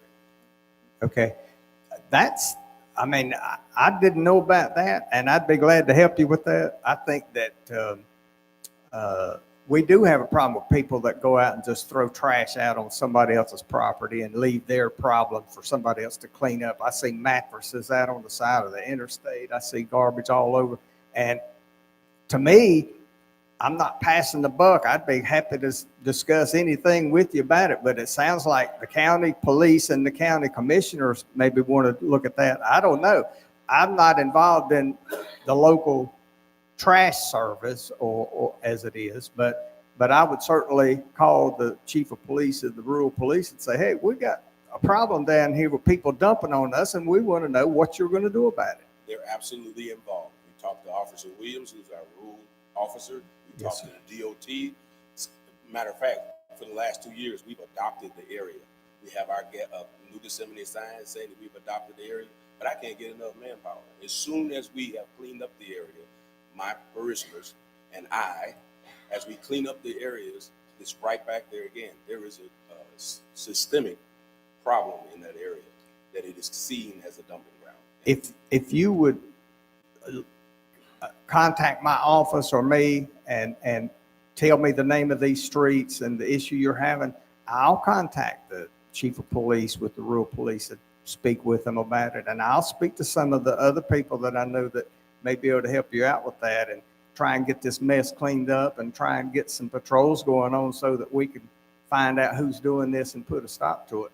And I think one problem in the southern part of the county is the fact that the landfill is so far away, and then they're going to charge you when you get there. They're not going to let you throw a couch out for nothing. I know I've taken stuff there lately myself, so I understand that. And it could be people coming here from South Carolina. I don't know. You're in an area where there's no way to tell, but you got to patrol it, catch the people doing it, and then you could put a stop to it that way.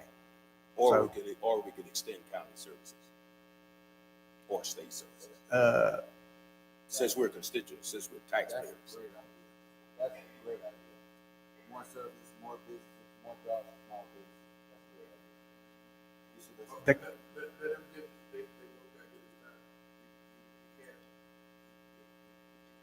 The county, the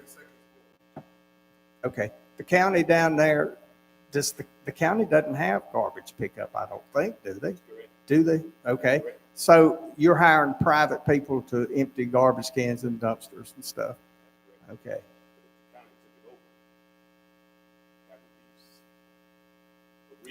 Well, that's something we can have a discussion with the county about for sure. So I don't know. They may have already tried something to, maybe you'd ask the county commissioners about that.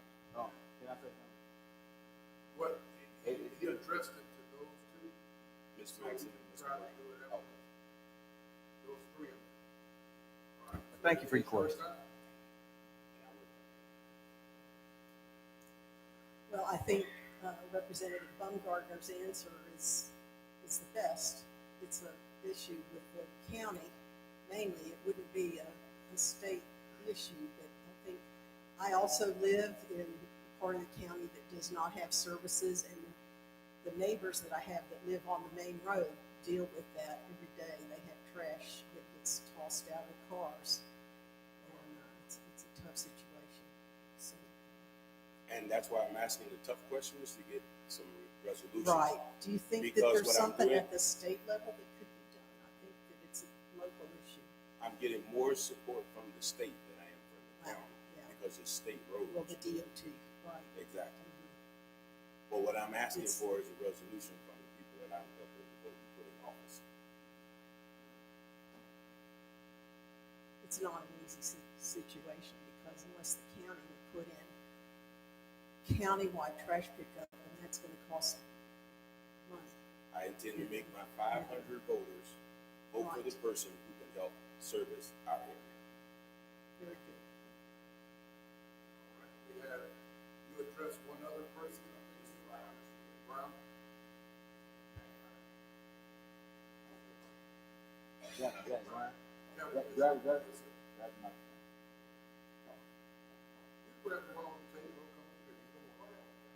Yes, sir.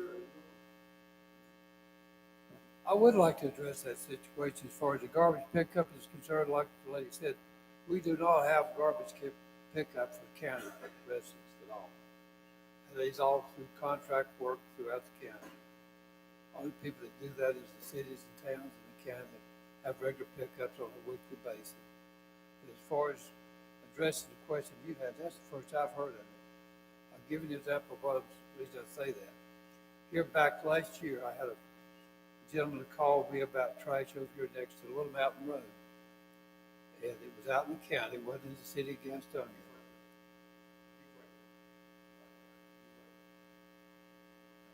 It was for a highway right up beside of Little Mountain Road, if you know where Homeline is. They had trash on the street there. They had trash on the street. Well, I can hear it down south. They had trash on the street, all up in there, all kinds of stuff in there. And we were able to have the county send a truck over there. It wasn't a regular trash truck, but it'd pick up that stuff and get rid of it. Now, one of the problems that we've had, they mentioned it earlier, that once upon a time, these county land dumps are out in the county where you can go drop cardboard and stuff like that. They were accepting trash from a 100-mile radius. In other words, there's people from Greensboro bringing trash in here. So that was a problem, so we got that stopped. We don't want trash in Gaston County, not somebody else. And so if you'll just give me the names and addresses that you're talking about before we leave here tonight, I will check it out. All right, thank you. I will say this. I know that there are resources in the county that could help because 2 years ago, Don Gant, who is our representative, I called him directly and immediately we got road police out. We got trash pickups. They allowed us to adopt the roads or whatever the case may be. And there was regular pickups behind our trash pickups. So I know the county can respond in that respect. And so I'm looking for that response because it's certainly dropped off. And I realize it's not a county responsibility only because it's state roads. So I'm also looking for the state to step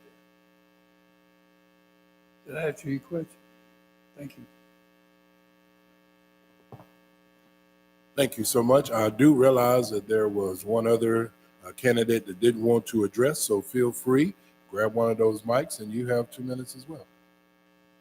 Awesome. I'm so glad I got this opportunity. Okay, hey, the thing, I heard some of them saying it's nothing they can do, etc. Right? As people representing us at the state or federal level, they can do things. They can implement bills and make those things a reality, right? So, a bill that I would love to see implemented at the federal level, because that's where I would be if I'm voted in office. A bill that I would love to see is a bill that pretty much forces all cities across our nation, forces them to not just hire employees necessarily, because they like to hire a bunch of employees, right? But to actually give those contracts for like trash pickup and things to small businesses. So we can make sure for this small business over here, you handle this area of the city, this small business has this area, this small business has this area, but the city is going to have, we at the federal level, we can tell the state level what to do, and we can tell everybody what to do. Okay, so what ultimately I can implement a bill. Now it has to be voted on by other members of Congress, which is 425 seats in Congress. So I can propose that bill and we can vote on it. And if it passes, then that would be great. That's going to improve so many small jobs. So many, it's going to help so many small businesses, and along with those small businesses is going to come job growth, right? So that's really, really important. And as a business owner myself, I see that some cities, like, they don't have the same, the people within the government, they aren't doing anything. They aren't doing nothing. They have excuses, not solutions. Okay, we need solutions to our issues. And that's an issue, propose a bill, fix the issue. That's it. And we can do that. All right. Thank you, sir. All right. I saw someone else approaching. We have just a few more minutes, and feel free to come to either mic. Good evening, candidates. Thank you again, Dr. Crawford, for this enlightening forum that we were able to have this evening. My question is for the two Gastonia Township County Commissioners. Recently, we had a crime.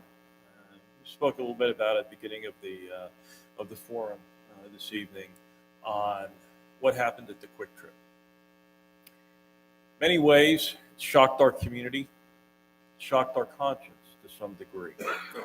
And we wrestle collectively on, obviously, there was damage, there was an injury to an unsuspecting innocent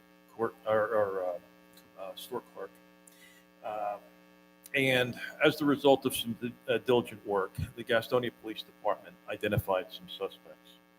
In particular, they posted on social media the wanted, especially the one fellow that seemed to be had the most severe crime. Mr. Brown, if this is Jack Brown for County Commissioner, if this is your comment, sir, and please correct me if it's not, it says Jack Brown. He needs to be locked up and throw away the key. It was a disgrace for them to destroy a business and beat on that clerk. It looks to me like they are getting out of hand and they can get by with it. Hopefully they will go to prison and see how they like that, Alice. Now, I'm not sure, is that if that's not your comment, Mr. Brown, then obviously I'll phrase my question differently. If it is, then what I would like to hear from both of our county commissioner candidates is what we feel about punishment with reform. In other words, to redirect some people once they've paid their dues for what they've done to our society. How do we get them back into society so they don't continue to do this stuff? So, Mr. Brown, Mr. Raynor, love to hear your responses to that. Thank you, gentlemen. There's mics right there.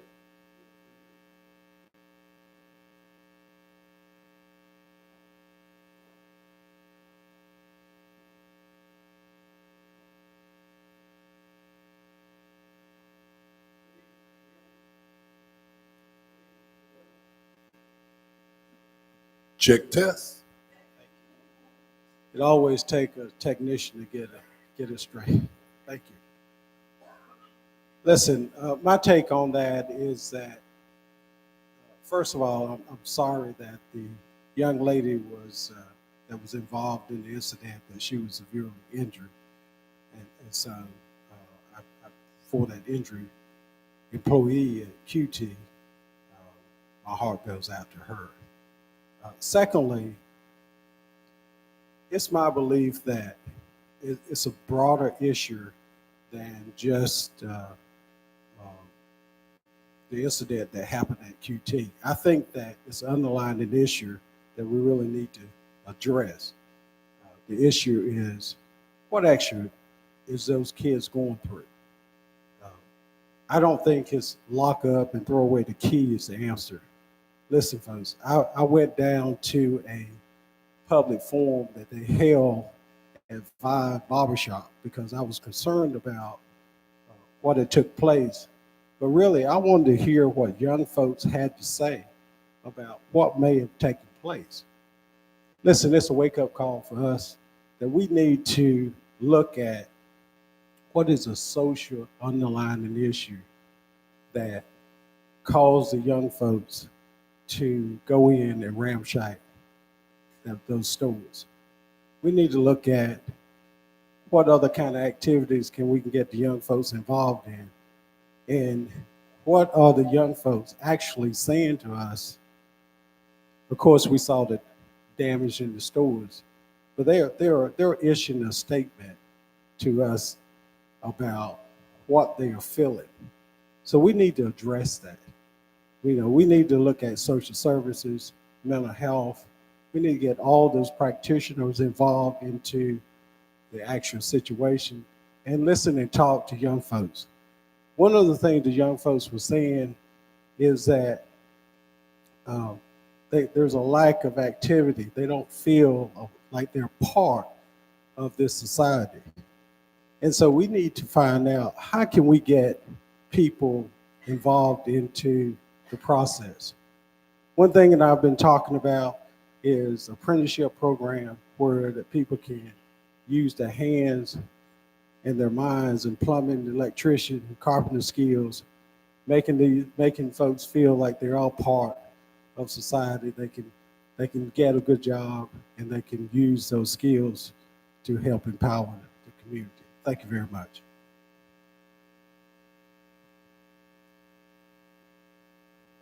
You were referring to the comment on social media. You talk about Facebook. Am I correct in saying that?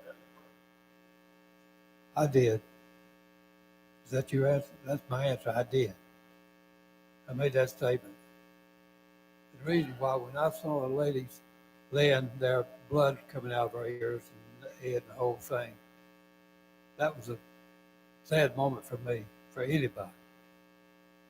And to bring that before this group, just to make a social issue out of it, is bad.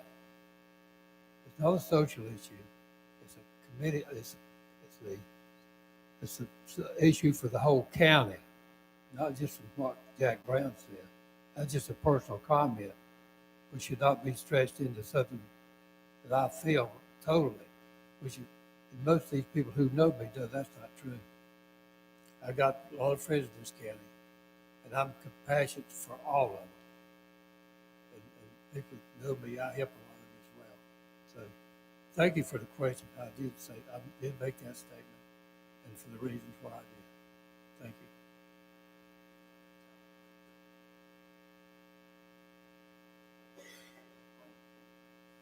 We have time for about maybe one more. So if you approach the mic.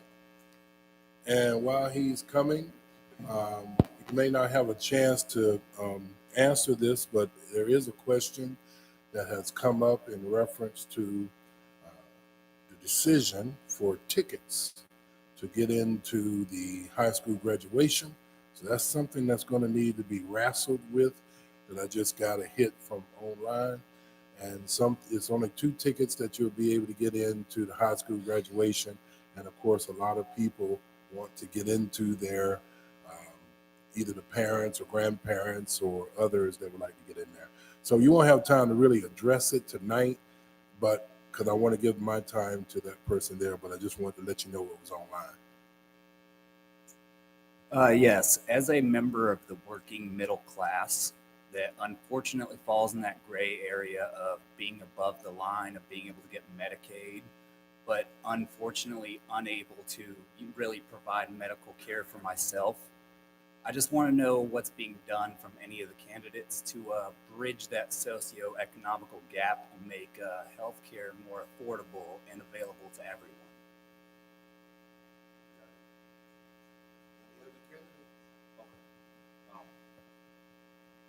Brother man, okay, check this out. I'm straightforward, man. What I would like to see happen is I would just like to see healthcare be free for everyone. I mean, seriously. I'm not talking about affordable. I'm not. It's just not that big of a deal, guys. It's really not. Let's just make the stuff free. You want to go to the doctor? Go to the doctor. It'd be okay. I don't care. I really just don't care that much. Okay. I say we make it free for everybody. Okay. The little medicine that they put the little needles and stuff costs pennies. Okay. But they're gonna charge you $200, $300 for it. It's just ignorant. Okay. It's not that big of a deal. We can take tax money. We can pay all their salaries, pay all the doctors their salaries. Okay. And the stuff be free for everyone. Simple. Problem solved. Okay. You need to go to the doctor. You need medicine. The medicine, take a machine, make 1 million pills in a day. Okay. It's nothing. It's just not that big of a deal. It's not. Okay. So let's not make a simple issue very confusing, because it's not confusing. We can make it free. So if you have money or don't, you can afford it. If you have money or don't, you can afford it. Everyone can have it, the medical attention that they need at any time. Okay. Because the fact of the matter is, we all get old, and and or throughout life we all go through things, right? And so we all need to go to the doctor. It's just the fact of life. I don't care who you are. And it's not about money. It's not about that. That's ignorant. I'm not ignorant. Okay. Let's just make it free. It's not a big deal. Okay. And that's what I would like to see do. That's what I like to see done. I don't even want to see it affordable. I want to see it free. That's my opinion. Okay. What's your name? Curtis. Bill. So what you've asked is the question that is on a lot of folks' mind. I work and I cannot afford to get the insurance I need for quality health care. Medicaid expansion is just the answer to that. Medicaid expansion is designed to cover 500,000 people here in North Carolina who work, who earn up to $55,000 a year. They're working with their hands. They're carpenters. I'm a carpenter. I've been a carpenter. They're farmers. They're commercial fishermen.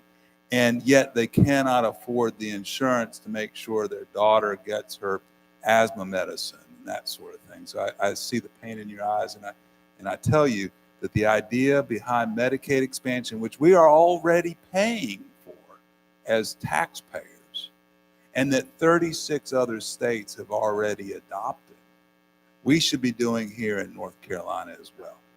That's been the big fight that has gotten us hung up in this current fight with the state legislature. So I hear you. It is a need. It solves your problem. It solves the family's problem. It solves a lot of problems in a lot of counties across this state who, you heard, people are having to drive 30, 40, even an hour and a half to get medical care in some parts of their state. And if you were insured, if other folks were insured, those facilities, those medical care facilities would not be closing down. It is an issue. There are a lot of solutions to this. It's not a single solution. And some people on the Republican side in the House have tried to find solutions to this. It's gotten hung up on the Senate. And that's where the Democratic, or where a lieutenant governor really works, is in the Senate. And we can find solutions. We have got to start working together to solve common problems of common people. We have got to stop having this my way or the highway dogma fight. We got to end it. Thank you. So I touched on this Medicaid expansion when I spoke earlier, and Bill and I are in agreement there. There's another end to this, though. Even not just those that can't afford insurance. There are those that can afford insurance, just not a very good plan, right? And so what you end up with is a plan that has $3,000 deductible that the insurance company won't pay anything until you meet it. And if you're in a field like I'm in, or like Curtis is in, and full disclosure, Curtis and I work together. Curtis is one of the people that I thought about when I decided to run for office to begin with. I've worked with this man for years, and I know some of the struggles that he's been through, and I know many others just like us. Curtis wasn't in the Army. I have the VA. You know, I have that to fall back on. So many of my coworkers, so many of the people that you know in your everyday life, they don't have that. This Medicaid expansion gives them the opportunity to just be healthy, to just get checkups, to go to see a doctor and find out why that thing in my shoulder is doing the thing it's doing. You know, that shouldn't be something we should have to fight over. What I hope for is in discussions like this, the right and the left can come together and start acting in Raleigh like they're not acting in Washington. That's what I want to see. That's what I hope you guys want to see. We got to get this done. And it doesn't matter who gets elected. We got to get this Medicaid expansion done. Thank you. Yes, we have time for one more, and then that'll be the last one because it is 9 o'clock.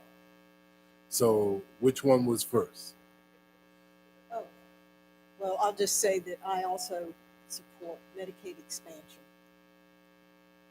My hairstylist had a son who was on Medicaid, but she was making too much money to qualify for that. And so she would get sick to the point that she would have to go to the emergency room because she had no health coverage. So Medicaid expansion is part of that picture. It's not going to answer everybody's questions, but for hardworking people like you and so many others in the state. And it shouldn't be a partisan question. It should not be Republican or Democrats, because everybody gets sick and there are hardworking people all across the board. And so we need to expand Medicaid.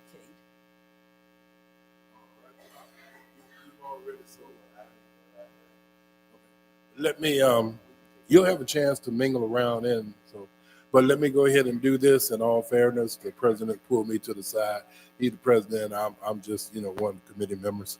And so he said that, of course, since this is the last question, if y'all don't mind, normally we like to cut off right off this, but since we're giving each one 2 minutes, anyone else that would like to respond that hasn't responded, if you would please at this time go ahead and respond to that question.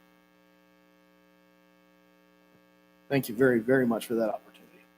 Are we the greatest nation in the world? Why are we one of the few industrialized nations that does not have universal health care? Why is health care not a right in this nation? How is that a pro-life stance to not have universal health care for all? How can you look at your neighbor who is suffering, who can't afford to take care of themselves? Hey, ladies and gentlemen, I had a heart attack on Christmas Eve, just this last year. On 2 days later, I had open heart surgery, got a quadruple bypass. I'm standing here today because I am privileged enough to have employer-provided health care because I work for a good job. But what in the world, and I'm being very good because I'm in a church of God, what in the world means that I deserve this level of health care and this life, but my brother and sister who sit next to me, sit across from me, don't? Because they don't have the job that I have. Because they don't have the employer-provided health care that I have. I sat in that hospital every day and thought about those who may be in my situation and may be sweating bullets because they didn't know what was going to happen to their house because they were getting that level of care to keep them alive. That is not the America that I want to live in, and we have to get to it. The solution is Medicare for all. It's the only viable solution. The public buy-in option, the Medicare for those who want it, is a great starting point. But if we stay there, who's going to get in that system? Those of the needy and the sick. That will bring down the system. It will not be affordable. We have to get it. Listen, here's the truth of the matter. The Koch brothers did a study that said that our health care under Medicare for all would cost $39 trillion in a decade. That sounds horrendous, doesn't it? Guess how much we'd pay if we stay at the system that we have now? We, as American people, whether paying our premiums or deductibles, what have you, $53 trillion. We can't afford not to move to Medicare for all. We cannot afford not to have universal health care to take care of every American citizen. Thank you very much.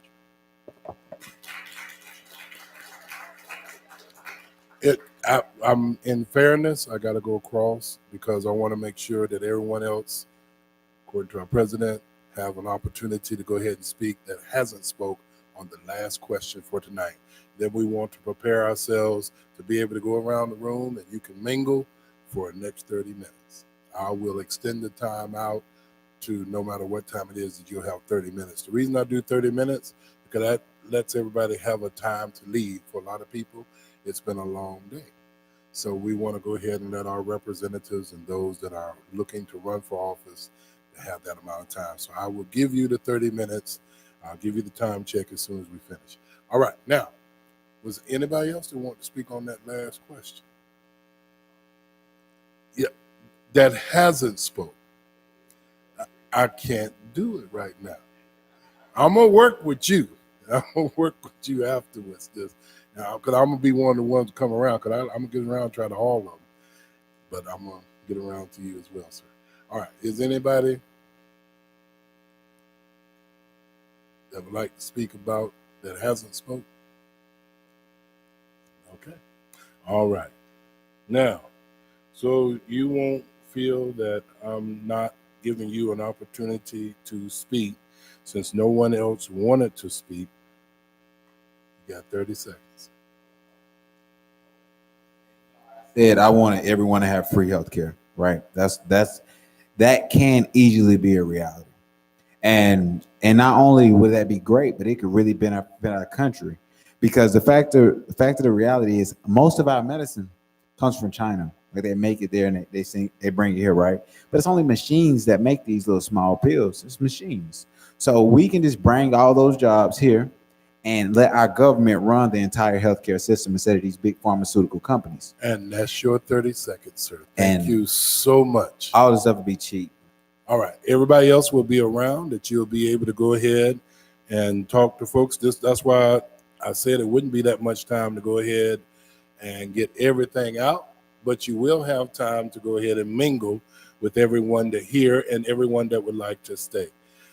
All our candidates, if you would please rise once again and face everyone here.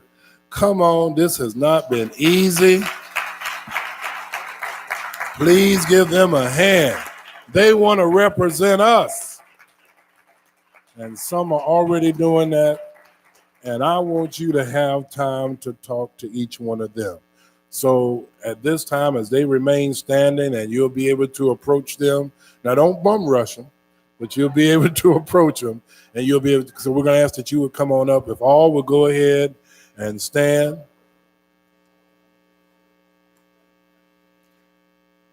If there's any closing, and then if you would lead us in prayer. Hold on just a minute. Thank y'all again for coming. Thank y'all for your participation. I'm going to ask my good friend, the Reverend Dr. Bernard Sullivan, to come and close us out in prayer.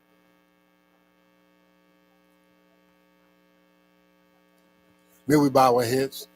We ask your blessings upon our country, one nation under God, with liberty and justice for all, with health for all, with fairness for all, with opportunity for all. Dismiss us from this place, never from your presence. In your name we pray. Amen. All right, with that being said, at 9:40, we'll go ahead and close the doors at 9:40. You have 30 minutes to go ahead and touch bases with the candidates. Thank you for coming. Don't forget primary March the 3rd, early voting going on now. And then we're looking forward to November. God bless you.